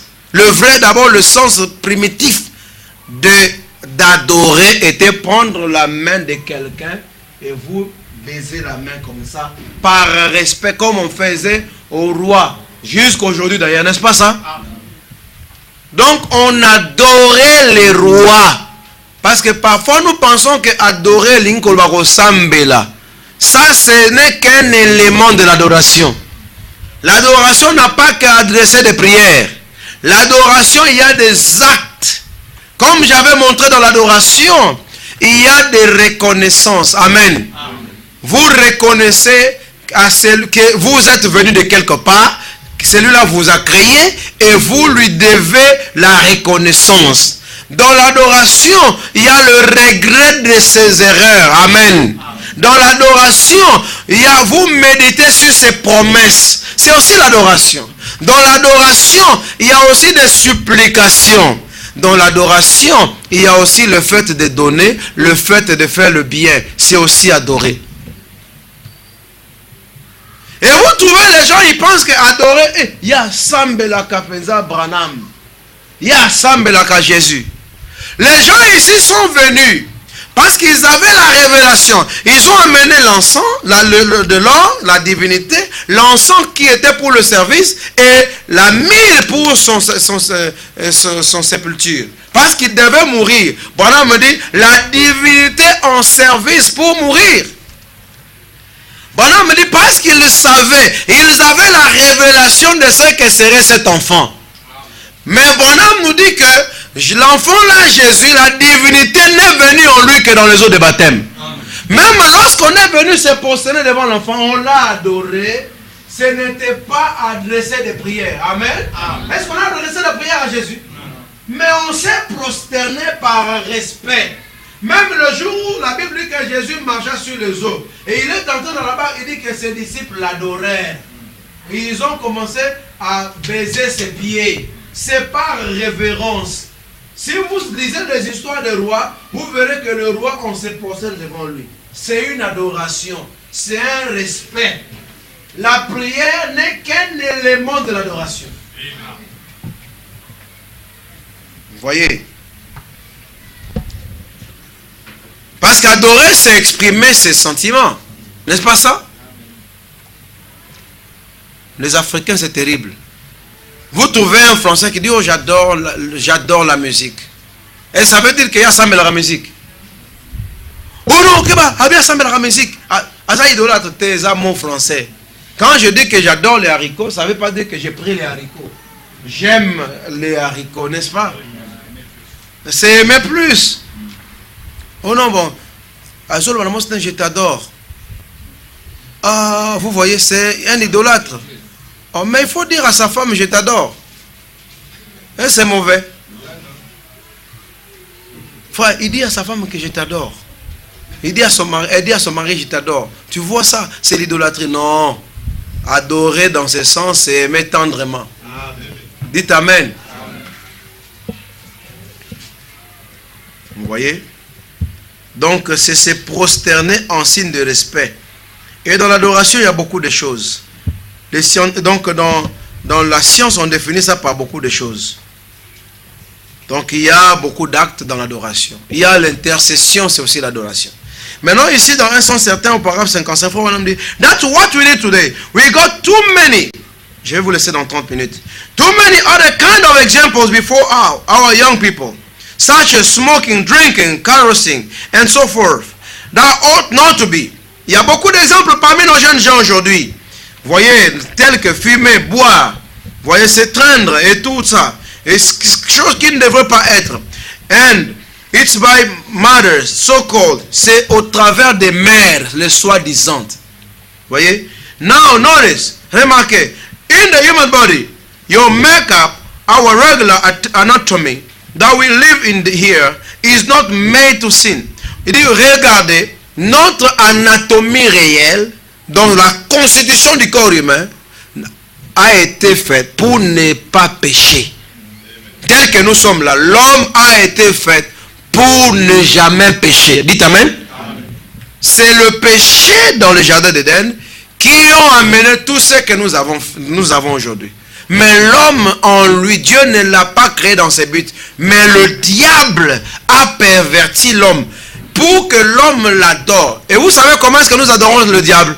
Par les œuvres de la chair. Amen. Quand nous faisons tout ce qui est mauvais, c'est que nous rendons gloire à Satan. Tout ce que nous faisons qui est contraire à la parole honore le diable. Il est très content. De tel que si on t'ouvrait les yeux pour voir comment il est content, tu vas arrêter le même jour. Les choses que nous faisons, quand quelqu'un va dans les boîtes de nuit, c'est une adoration de Satan. Surtout là-bas, ce sont les églises du diable. Les boîtes de nuit. It's made to do righteous. Cela a été créé pour pratiquer la justice, pour servir Dieu. Dieu ne vous a jamais créé pour travailler, pour rentrer à la maison, pour aimer vos enfants. C'est pas ça le but principal. Dites Amen. Est-ce que nous pouvons dire Amen? Amen. That's all good enough. C'est assez bien. C'est pas mauvais. Il dit, God made you to work. Il vous a créé pour travailler. God made you to go home. Pour rentrer à la maison. Love your children, aimez vos enfants. Love your wife, aimez ta femme. And the wife to be loyal and love her husband. Et l'homme, la femme étant loyale, aimer son mari. And the wife, the children love their father and mother. Les enfants, pour que les enfants aiment leur papa et leur maman. That's all good. But God made you. That's just the background for something that God made you to do. Ce ne sont que des choses secondaires, n'est-ce pas? Pour lesquelles Dieu vous a créé. God made you to be a worshipper. Dieu vous a créé pour être un adorateur. Dites Amen. Yangwana bo benga kabat basambela branam te ba adorateur. Bo kabeli bango rôle mongo wa kitoko. Dites Amen. Les adorateurs, c'est nous. Parce que dans le message, dans le milieu du message, c'est comme si quand on dit quelqu'un il est adorateur, il doit être adorateur. Nous leur avons donné, nous leur avons attribué un joli nom. Parce que l'adorateur, c'est un enfant de Dieu. C'est lui qui reconnaît que Dieu l'a créé. Il faut préciser que ce sont les idolâtres. Ce ne sont pas les adorateurs. Dites Amen. Ce sont les idolâtres. Et il n'y a pas que eux. Même ceux qui adorent l'enfant ici. Jésus avec les sandales et tout, avec cette image. Tous, ils sont des idolâtres. Frère Branham dit c'est une adoration idolâtre. C'est dangereux. Et là, ils sont restés sans racine ni rameaux. Ni quelque chose à quoi s'accrocher. Ah, bah le béton semble à Branham. Maintenant, Jésus peut t'ensemble à Kassinani. Ah, Bandela. C'est que toi, tu n'as pas bien vu la divinité. Parce que l'un des mystères que le septième ange a révélé, c'est la divinité de Jésus-Christ. La divinité suprême. Et toute la sagesse de Dieu restaurée à l'homme, lequel s'accomplit dans les eaux des baptêmes. C'est-à-dire que tant que tu n'as pas encore compris la divinité, pas seulement comment Jésus était Dieu, ça ce n'est qu'une partie. Mais sur le même principe, comment cette même divinité est venue s'incarner d'abord en Branham ici. Dites Amen. Amen. Et ensuite, comment la divinité doit venir dans le cœur des croyants. C'est cette partie surtout que quand on touche Bino pe basambelipe beaucoup. Comme il y a des gens qui ne veulent pas croire à ça, il y a d'autres qui sont maintenant des extrémistes. Parler de Branham, il va sauter, mais il va rentrer avec les mêmes soucis. Mais il faut que la divinité vienne en vous.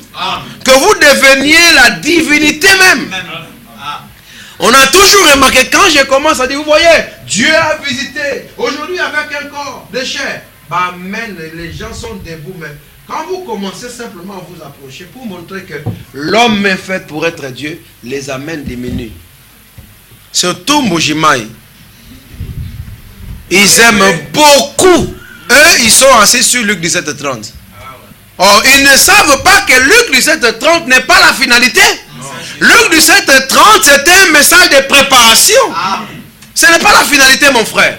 C'était que Dieu devait agiter encore le Fils de l'homme pour nous donner la foi de l'heure. Et que l'église de l'heure commence. Un nouveau commencement. Voilà pourquoi je vais vous prêcher sur au commencement était Branham.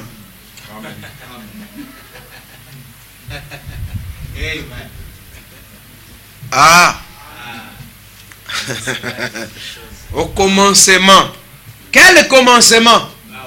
Pas le commencement de la Genèse. Un nouveau commencement. Parce que quand l'ange puissant descend, il n'y a pas de temps et nous entrons dans un nouveau commencement. Et notre commencement, l'église de notre temps commence avec Dieu de Branham. Si tu n'as pas encore cru à ça, tu es en dehors du sang. Tu es sans la protection. Tu es nulle part. Il faut que tu croies que Dieu est devenu un homme. Et puis nous ici, ce n'est pas la finalité. Amen. Nous commençons là-bas. Dieu est venu dans Branham, toute la divinité et tout ça, oui, mais ce n'est qu'un début. Parce que le ministère de Jésus-Christ arrive à sa perfection lorsqu'il reproduit Jésus dans les choses naturelles. Et la Bible dit que le Seigneur a dit à mon Seigneur, assieds-toi à ma droite jusqu'à ce que je fasse de tes ennemis ton marchepied, pas le marche-tête. Le marchepied. Oh, le pied, c'est une partie du corps. Et le corps du Seigneur Jésus-Christ, c'est l'église. C'est lorsque un ministère de Christ dans l'église va marcher sur le dernier ennemi qui est appelé la mort. Et cette mort, c'est le quatrième saut. Donc cela veut dire que même William Branham ici, c'est toujours le ministère de Jésus-Christ. Parce que Jésus-Christ, quand il est monté au ciel, la Bible dit, étant monté au ciel, il a donné des dons aux hommes. Depuis Paul jusqu'à Branham, c'est toujours Jésus-Christ, mais sous forme de l'église. C'est le ministère de Jésus-Christ. Mais maintenant, la Bible dit que lorsque tout sera mis sous ses pieds, alors Jésus lui-même donnera le royaume à celui qui est Dieu et Père. Et frère Branham dit, lequel n'est pas un homme, il dit le Saint-Esprit. Amen. Vous voyez, à la fin ici, Branham termine le ministère de Jésus-Christ. Quand Branham termine, ce sont les fils qui sont manifestés. Amen. Donc les fils sont manifestés quand Branham a terminé. Donc la fin du ministère de Jésus-Christ, c'est William Branham. Parce que Branham n'avait pas... Donc quand vous voyez Branham, frère Branham dit, Jésus, quand Jean l'a vu sur le 7 chandeliers d'or, c'était l'épouse. Jésus-Christ sous forme de l'église. Parce que son église a accompli le Nouveau Testament. Donc le ministère de Jésus-Christ, des nouveaux réincarnés. On n'a pas dit le ministère de Branham. Luc 17:30, c'est le ministère de Jésus-Christ. Amen. Jean 14:12, c'est le ministère de Jésus-Christ. Mais dans Branham. Mais quand Jésus-Christ, le dernier ennemi, est mis sous ses pieds, c'est lorsque le 7e saut est accompli. Et le 7e saut ramène Christ sur la terre. Et le dernier ennemi est vaincu. Et là, ensuite, c'est quoi? La révélation des fils de Dieu. Parce que la révélation des fils de Dieu attendait la dispensation de la plénitude de temps. Et qu'est-ce que la dispensation de la plénitude de temps? Branham dit, quand il n'y a plus de temps. Lorsque les maladies sont enrayées. Vous êtes avec moi? C'est maintenant avec l'ouverture des sceaux. Donc le ministère des fils commence lorsque Branham a terminé son travail.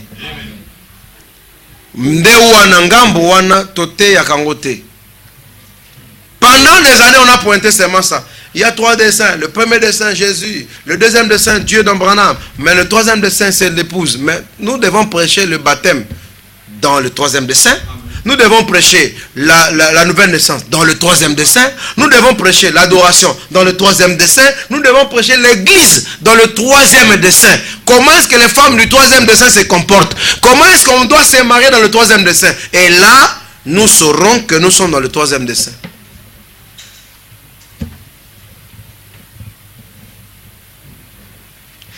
Il nous a créés pour être ses adorateurs. Vous allez adorer quelque chose, peu importe ce que c'est. Vous allez adorer votre femme. Vous allez adorer vos enfants. Vous allez adorer n'importe quoi, votre véhicule. Vous allez adorer vos plaisirs. Vous adorerez quelque chose parce que c'est dans la nature de l'homme d'adorer. Amen. C'est dans la nature de l'homme d'adorer. Maintenant, nous voulons connaître qui est-ce que nous adorons. Donc, il y a aimer tendrement, il y a obéir, il y a La révérence, il y a intercéder. Ça là, tout ça, ce sont des attributs de l'adoration. Voyez? Donc, regardez un peu quelque chose. Frère Branham me dit, il prend l'écriture de Jean 4, 32 à 33, qui dit que là où Jésus parlait à la femme samaritaine, dit que l'heure vient, elle est déjà venue, où les vrais adorateurs adoreront le Père en esprit et en vérité. Frère Branham prend les questions-réponses. Il dit dessus la Genèse. Je crois que nous avons un petit quelque chose au-dessus de ce que nous avons that now to find out. I believe we have to get a little above that now to find out. Donc nous devons monter un tout petit peu pour trouver.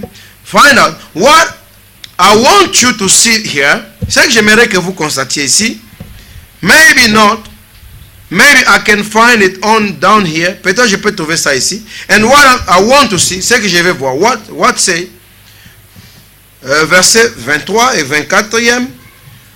All right. Worship. Vous adorez. Donc 4, 23 à 24, je voulais dire. Vous adorez ce que vous ne dites. You worship and you know not what. C'est ce que Jésus avait dit à la femme samaritaine. Parce qu'ils ont commencé à parler et la question de l'adoration est venue. We know what we worship. Nous savons qui est-ce que nous adorons. Jusqu'à ce temps-là, les Juifs savaient qui est-ce qu'ils adoraient. Voilà pourquoi ils allaient dans le temple. Parce que Jésus, la femme là lui a dit que vous les Juifs, vous dites qu'il faut adorer dans le temple. Mais nous ne croyons pas à ça. Nous croyons qu'il faut aller sur les montagnes. Frère Branham dit, et Jésus a dit que le salut vient des Juifs. Jésus a dit que madame, salut au type en abisso Yuda. Jésus était juif, non? Là, il parle en tant qu'un juif. Sa carte d'identité était un juif. N'est-ce pas qu'il était un citoyen juif? Mais il avait la carte d'identité de juif, non? Voilà pourquoi il est parti naître de Bethléem, pour qu'on puisse le recenser. C'était un citoyen juif. Sauf qu'il y avait un mystère de la divinité qui était caché, que les autres ne connaissaient pas. Mais maintenant, regardez, Jésus montre aussi à cette femme, mais l'heure vient, elle est déjà venue, où les vrais adorateurs adoreront le Père. Frère Branham met une parenthèse. Il dit, adorer les vrais adorateurs. Il dit, le salut vient des Juifs. Il dit, le temps vient, où les vrais adorateurs, Branham dit, les Juifs et les gentils. C'est-à-dire que lorsque les gentils et les Juifs vont commencer à adorer la même personne, voilà la véritable adoration. Parce que nous adorons le Dieu des Juifs. Dites Amen. Et le Dieu des Juifs était dans une colonne de feu. Il était un grand esprit.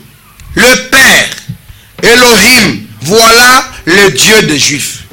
Parce que Dieu a dit à Moïse, écoute ô Israël, l'Éternel ton Dieu est unique.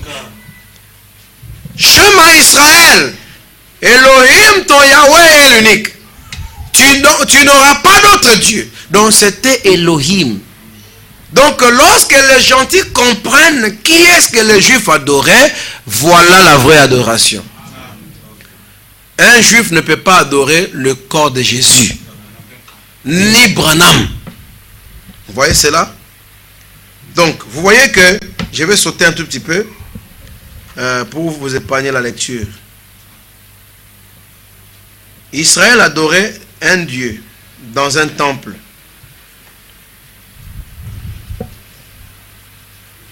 Regardez d'abord, j'aimerais donc, quand Israël était devant le temple et qu'il venait se prosterner, Salomon avait prié en disant que Éternel, permet que tout enfant d'Israël, partout qu'il se retrouvera, quand il sera dans le problème et qu'il tournera les regards vers le temple, que sa prière soit exaucée. Voilà pourquoi les enfants d'Israël regardaient toujours, ils priaient en direction du temple. Et frère Branham dit si bien que Jonas, un prophète de Dieu dans le tourment, voyez, était dans le ventre du poisson, a tourné le regard vers le temple.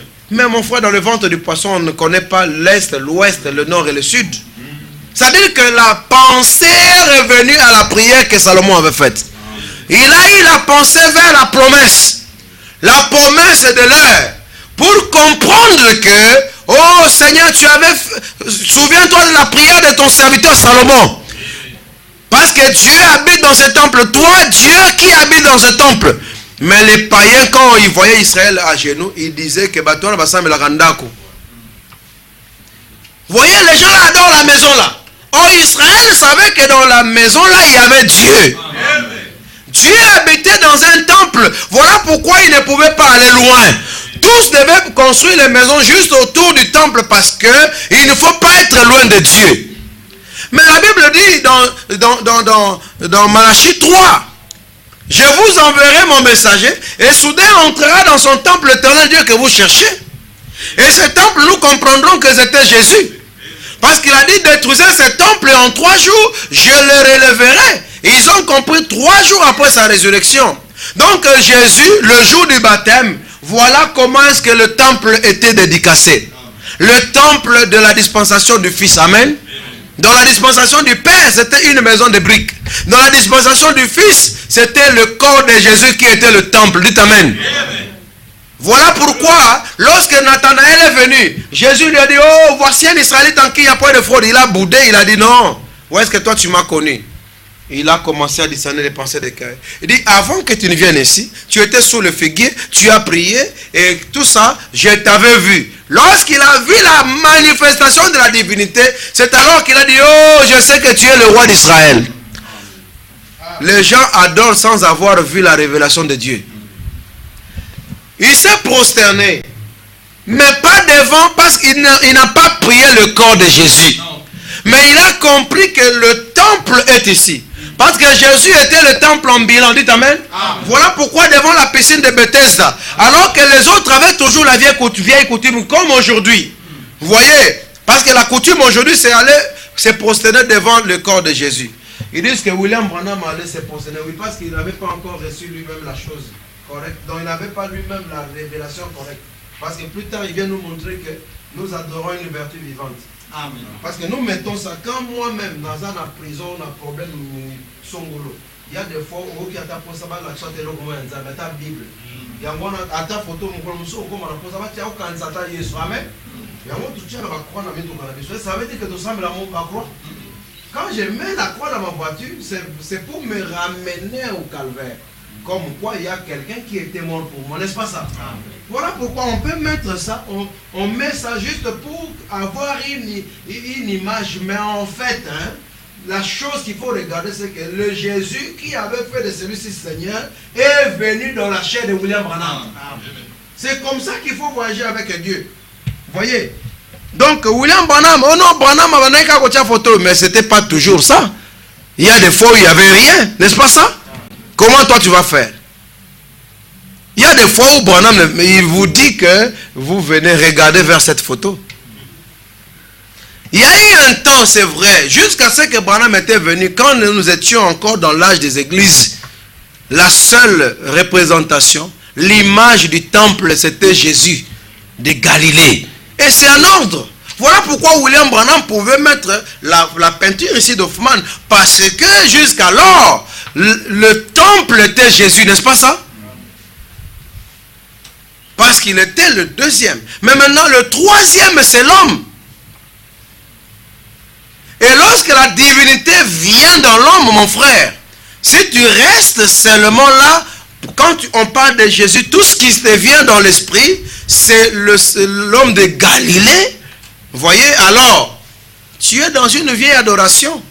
Parce que remarquez qu'il y a eu un temps où les Juifs, hein, Dieu avait changé de dispensation, mais ils continuent toujours à aller devant ce temple-là pour bousculer les gens et tomber dans la piscine pour la guérison.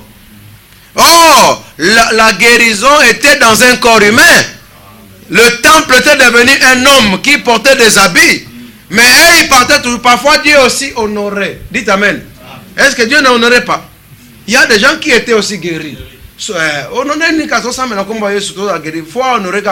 Amen. Mais Dieu, même si tu commences à adorer cette affaire au nom de Jésus, mais il y a quelque chose que tu ne vas pas recevoir. C'est la divinité. Parce qu'il y a des gens qui ne prient au nom de rien, mais ils reçoivent aussi des solutions. Il y a des gens qui ont des problèmes ici. On a vu des images dans les internets comment les gens ont été secourus lors des accidents mortels. Mais ils ne prient même pas. Il y a des fois où tu ne pries même pas, mais Dieu t'a épargné. Tu as prié en quel nom? Dieu te garde de toutes les façons. Voyez? Mais maintenant, regardez. Jésus, Frère Branham me dit, il n'y a qu'un seul Dieu. Et je ne suis pas d'accord. Je ne suis pas de même avis que l'organisation pentecôtiste qui dit que l'unité est comme votre doigt. Et un, c'est faux. Il dit c'est absolument faux. Jésus n'est pas Dieu comme votre doigt. Le problème est qu'aujourd'hui, les gens tous croient à la même chose. Même ceux qui disent que Jésus est venu et ils disent que c'est l'homme de Galilée, et ceux qui disent qu'ils attendent de Jésus, tous croient à la même chose. Les uns attendent la même, donc ils ont la même chose en fait. Pour les uns, l'enfant de Marie est venu. Pour les autres, c'est qu'ils attendent l'enfant de Marie. Or, si vous remarquez bien, Frère Branham n'a pas dit que la nuée, c'est le corps glorifié de Jésus. Frère Branham dit que quand la nuée est apparue, je suis allé demander à Frère Jacques Moore. Frère Jacques, ça c'est quoi? Il dit que c'est Jésus-Christ glorifié. Branham dit que je savais que cela sentait bien pour un théologien. Ça dit que c'est de la théologie. Parce que Jésus glorifié, c'est le Jésus corps physique. La nuée avait enveloppé le corps physique. Mais la nuée n'était pas le corps physique. C'est ce que vous devez savoir. Même si l'image qui est dans la nuée est l'image de Jésus, oui, parce que la personne qui a exprimé Dieu dans le temps, c'était Jésus. Amen. Voilà pourquoi l'image de la nuée devait avoir son portrait. Mais en fait, Jésus glorifié, c'est celui qui marchait avec les disciples sur le chemin de Maïs. Et Branham dit que c'est celui que nous verrons de l'autre côté. Branham dit, n'êtes-vous pas heureux qu'il y ait une bonne chose appelée la mort? Il dit, Jésus se tient là, à cette porte. Moi, je crois que nous verrons Jésus. Mon frère, nous verrons Jésus. Si nous verrons Branham, nous verrons aussi Jésus. Mais Dieu, nous n'allons pas le voir. Branham dit, personne n'a jamais vu Dieu et personne ne le verra jamais. Vous voyez ça? Je vais terminer avec ces quelques citations ici et puis nous partons. Il fait déjà très chaud.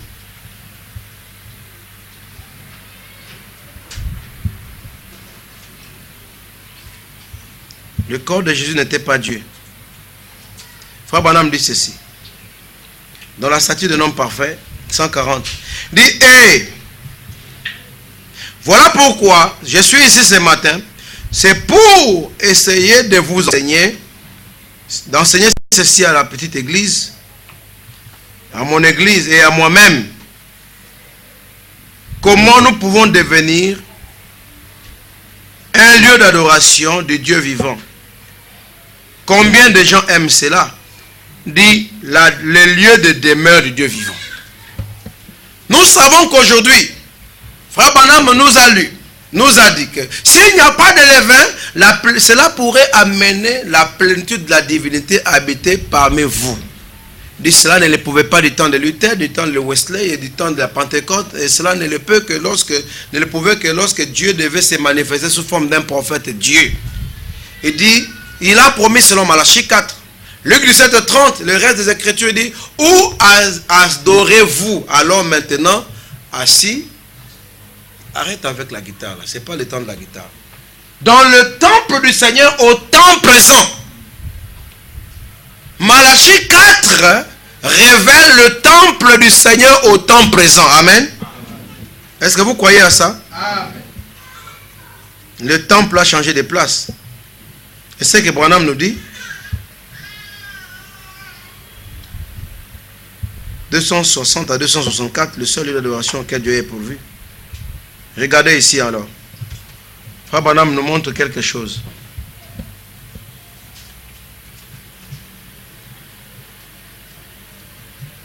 Non, pas celui-là.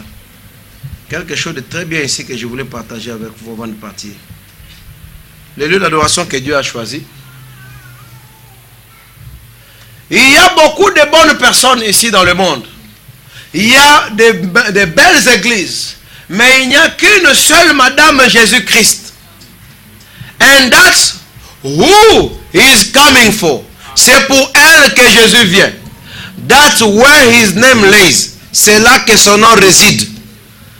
There is where his worship is. C'est là que se trouve son adoration. In her and...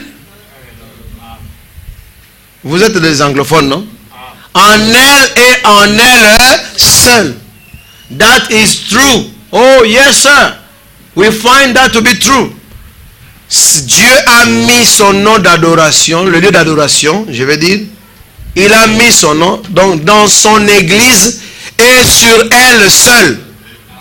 Aujourd'hui, le lieu d'adoration, c'est l'église. Dites amen. Ça ne peut pas être à la fois l'église et puis le corps de Jésus, non. Quand il avait quitté le temple de Jérusalem, il était seulement en Jésus. Amen.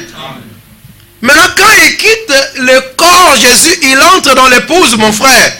C'est que le lieu d'adoration, pas l'objet d'adoration, mais le lieu, c'est l'église. Mais quand on nous dit l'église, cela commence d'abord par Branham. Voilà pourquoi, dans la citation ici, il dit, il a promis cela dans Malachie 4. Il a promis dans le reste des Écritures. Où adorez-vous? La maison de Dieu, assis dans le temps présent. Dites amen. Amen. La maison de Dieu, c'était devenu aussi Branham. Amen. C'est Branham. Amen. Mais vous n'adorez pas Branham. Vous adorez, vous avez la représentation de la maison. Là où Dieu est venu demeurer. Mais n'oubliez pas qu'il dit que ma prière, je veux que vous puissiez, nous puissions devenir sa demeure. N'est-ce pas ça? Comment devenir sa demeure? 341, la stature d'un homme parfait.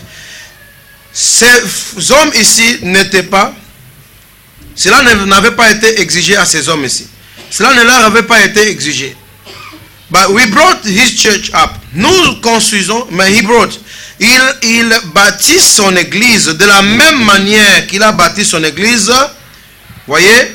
Donc il bâtit son église. Ainsi, Pierre ici a dit la première chose. Il dit premièrement, cette chose, la foi, la vertu, la connaissance, la tempérance, la piété, l'amour fraternel, et ajouter l'affection fraternelle et ainsi l'amour de Dieu. Le Saint-Esprit. Christ, dans la personne du Saint-Esprit, descend sur vous dans le véritable baptême du Saint-Esprit. Et ensuite, vous avez ces vertus qui vous scellent. Ainsi, Dieu vit dans un tabernacle appelé le bâtiment. Le tabernacle vivant du Dieu vivant, le lieu de demeure. Vous êtes avec moi? Ça devient vous. N'est-ce pas ça?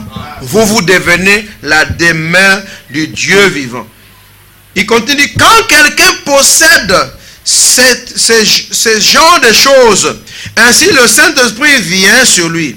Peu importe, il se peut que vous ayez parlé en langue, il se peut que vous ayez imité un don que Dieu a, il se peut que vous ayez fait cela, mais à moins que ces vertus ici ne viennent en vous, vous êtes juste en train d'imiter le réel.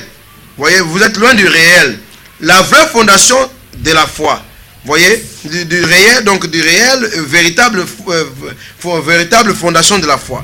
Mais quand ces vertus grandissent là-dedans, ainsi vous ajoutez ceci à cela, ainsi vous devenez un monument vivant.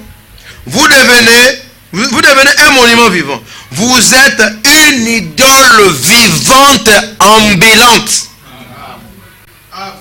Vous devenez une idole vivante. Quand vous avez ces vertus, voyez, vous devenez une maison. Voyez ça? Voilà pourquoi William Branham nous dit, dans la citation que j'avais lue le dimanche, il dit que Après que ce jour-là vint Jésus, il était l'insigne de Dieu. Il fut élevé, il monta au ciel et donna des dons aux hommes. Et les hommes ont reçu le baptême du Saint-Esprit pour devenir la divinité elle-même. Maintenant, cela ne sonne pas trop bien. Un homme ou une femme qui est né de l'Esprit de Dieu est une partie de Dieu. Amen. Vous êtes des fils et des filles de Dieu. Jésus n'a-t-il pas dit qu'il est écrit dans vos écritures, vos lois, qu'ils appellent Dieu? Voyez, pas pour pardonner le péché maintenant. Dites Amen. Amen. Cela a été déjà fait, non? Il dit, mais des fils et des filles de Dieu, limitez à votre foi. Vous êtes avec moi? Boza banzambe yamekie, selon la mesure de votre foi. Vous voyez? Donc là, vous voyez que c'est pour nous montrer que la divinité est dans l'homme. Et Frère Branham nous montre qu'aujourd'hui nous adorons la divinité en vous. Amen. Il dit, nous adorons la divinité en l'homme. Le même Dieu qui s'éteint là, dans une forme mythique de toute l'éternité, qui a amené le monde à l'existence de ses mains et a créé ces choses, voyez-vous, a donné le privilège d'être son fils et vous êtes une partie de lui. Et Dieu habite dans l'humanité et l'homme est Dieu lui-même. Alléluia. Et vous y êtes. Il se peut que cela puisse vous étrangler. Mais étudiez cela un tout petit peu. Donc vous comprenez que maintenant, nous devenons le temple du Dieu vivant.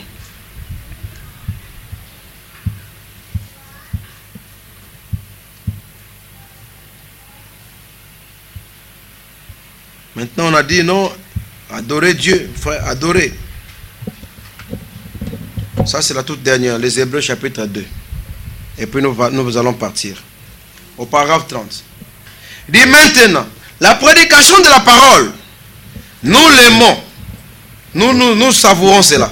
Mais cela n'est pas la chose principale. Ouf, écoutez.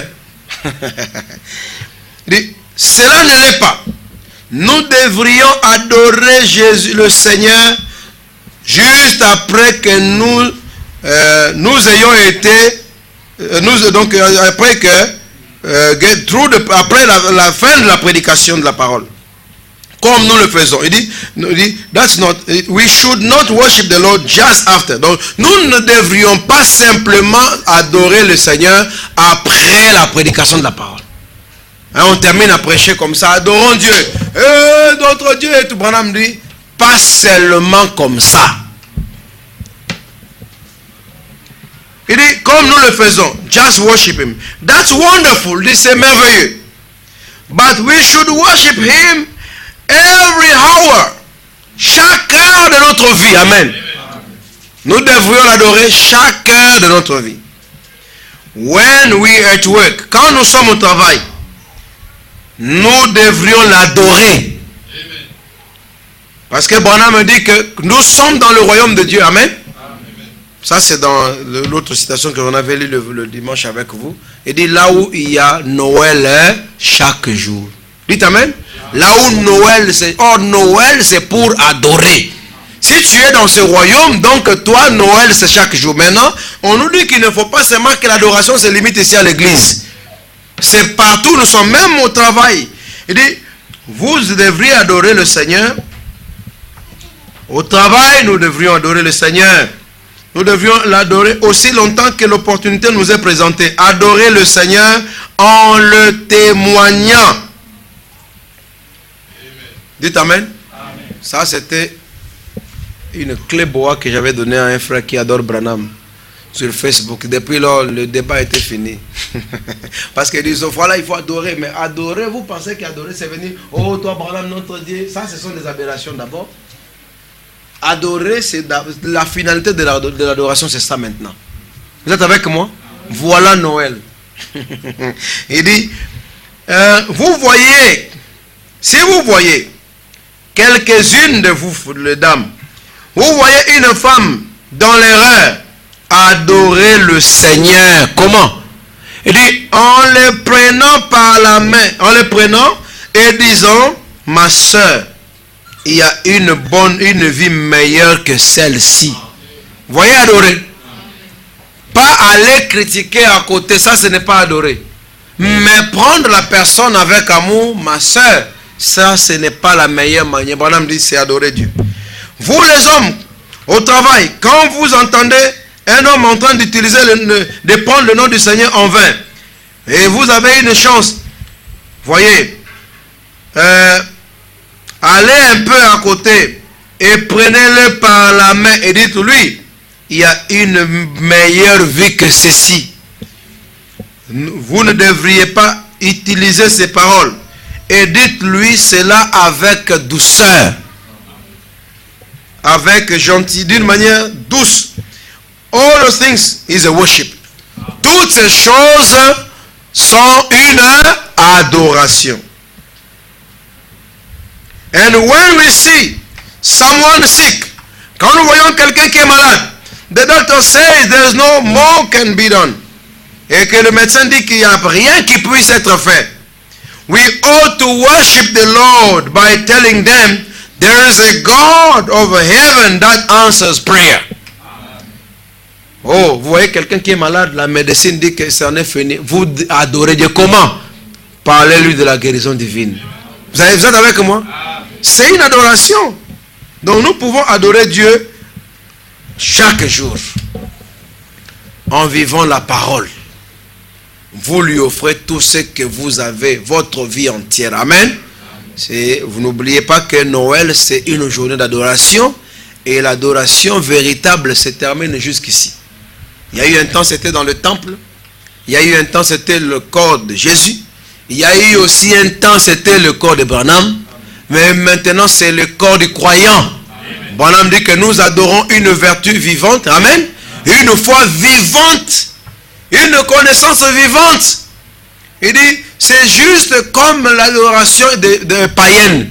Ils se prosternent devant des idoles qui ne peuvent pas parler. Mais nous nous prosternons devant une vertu vivante. C'est-à-dire que le Saint-Esprit dans ton âme. Amen. Et comment ça? En vivant la parole. Que le Seigneur vous bénisse.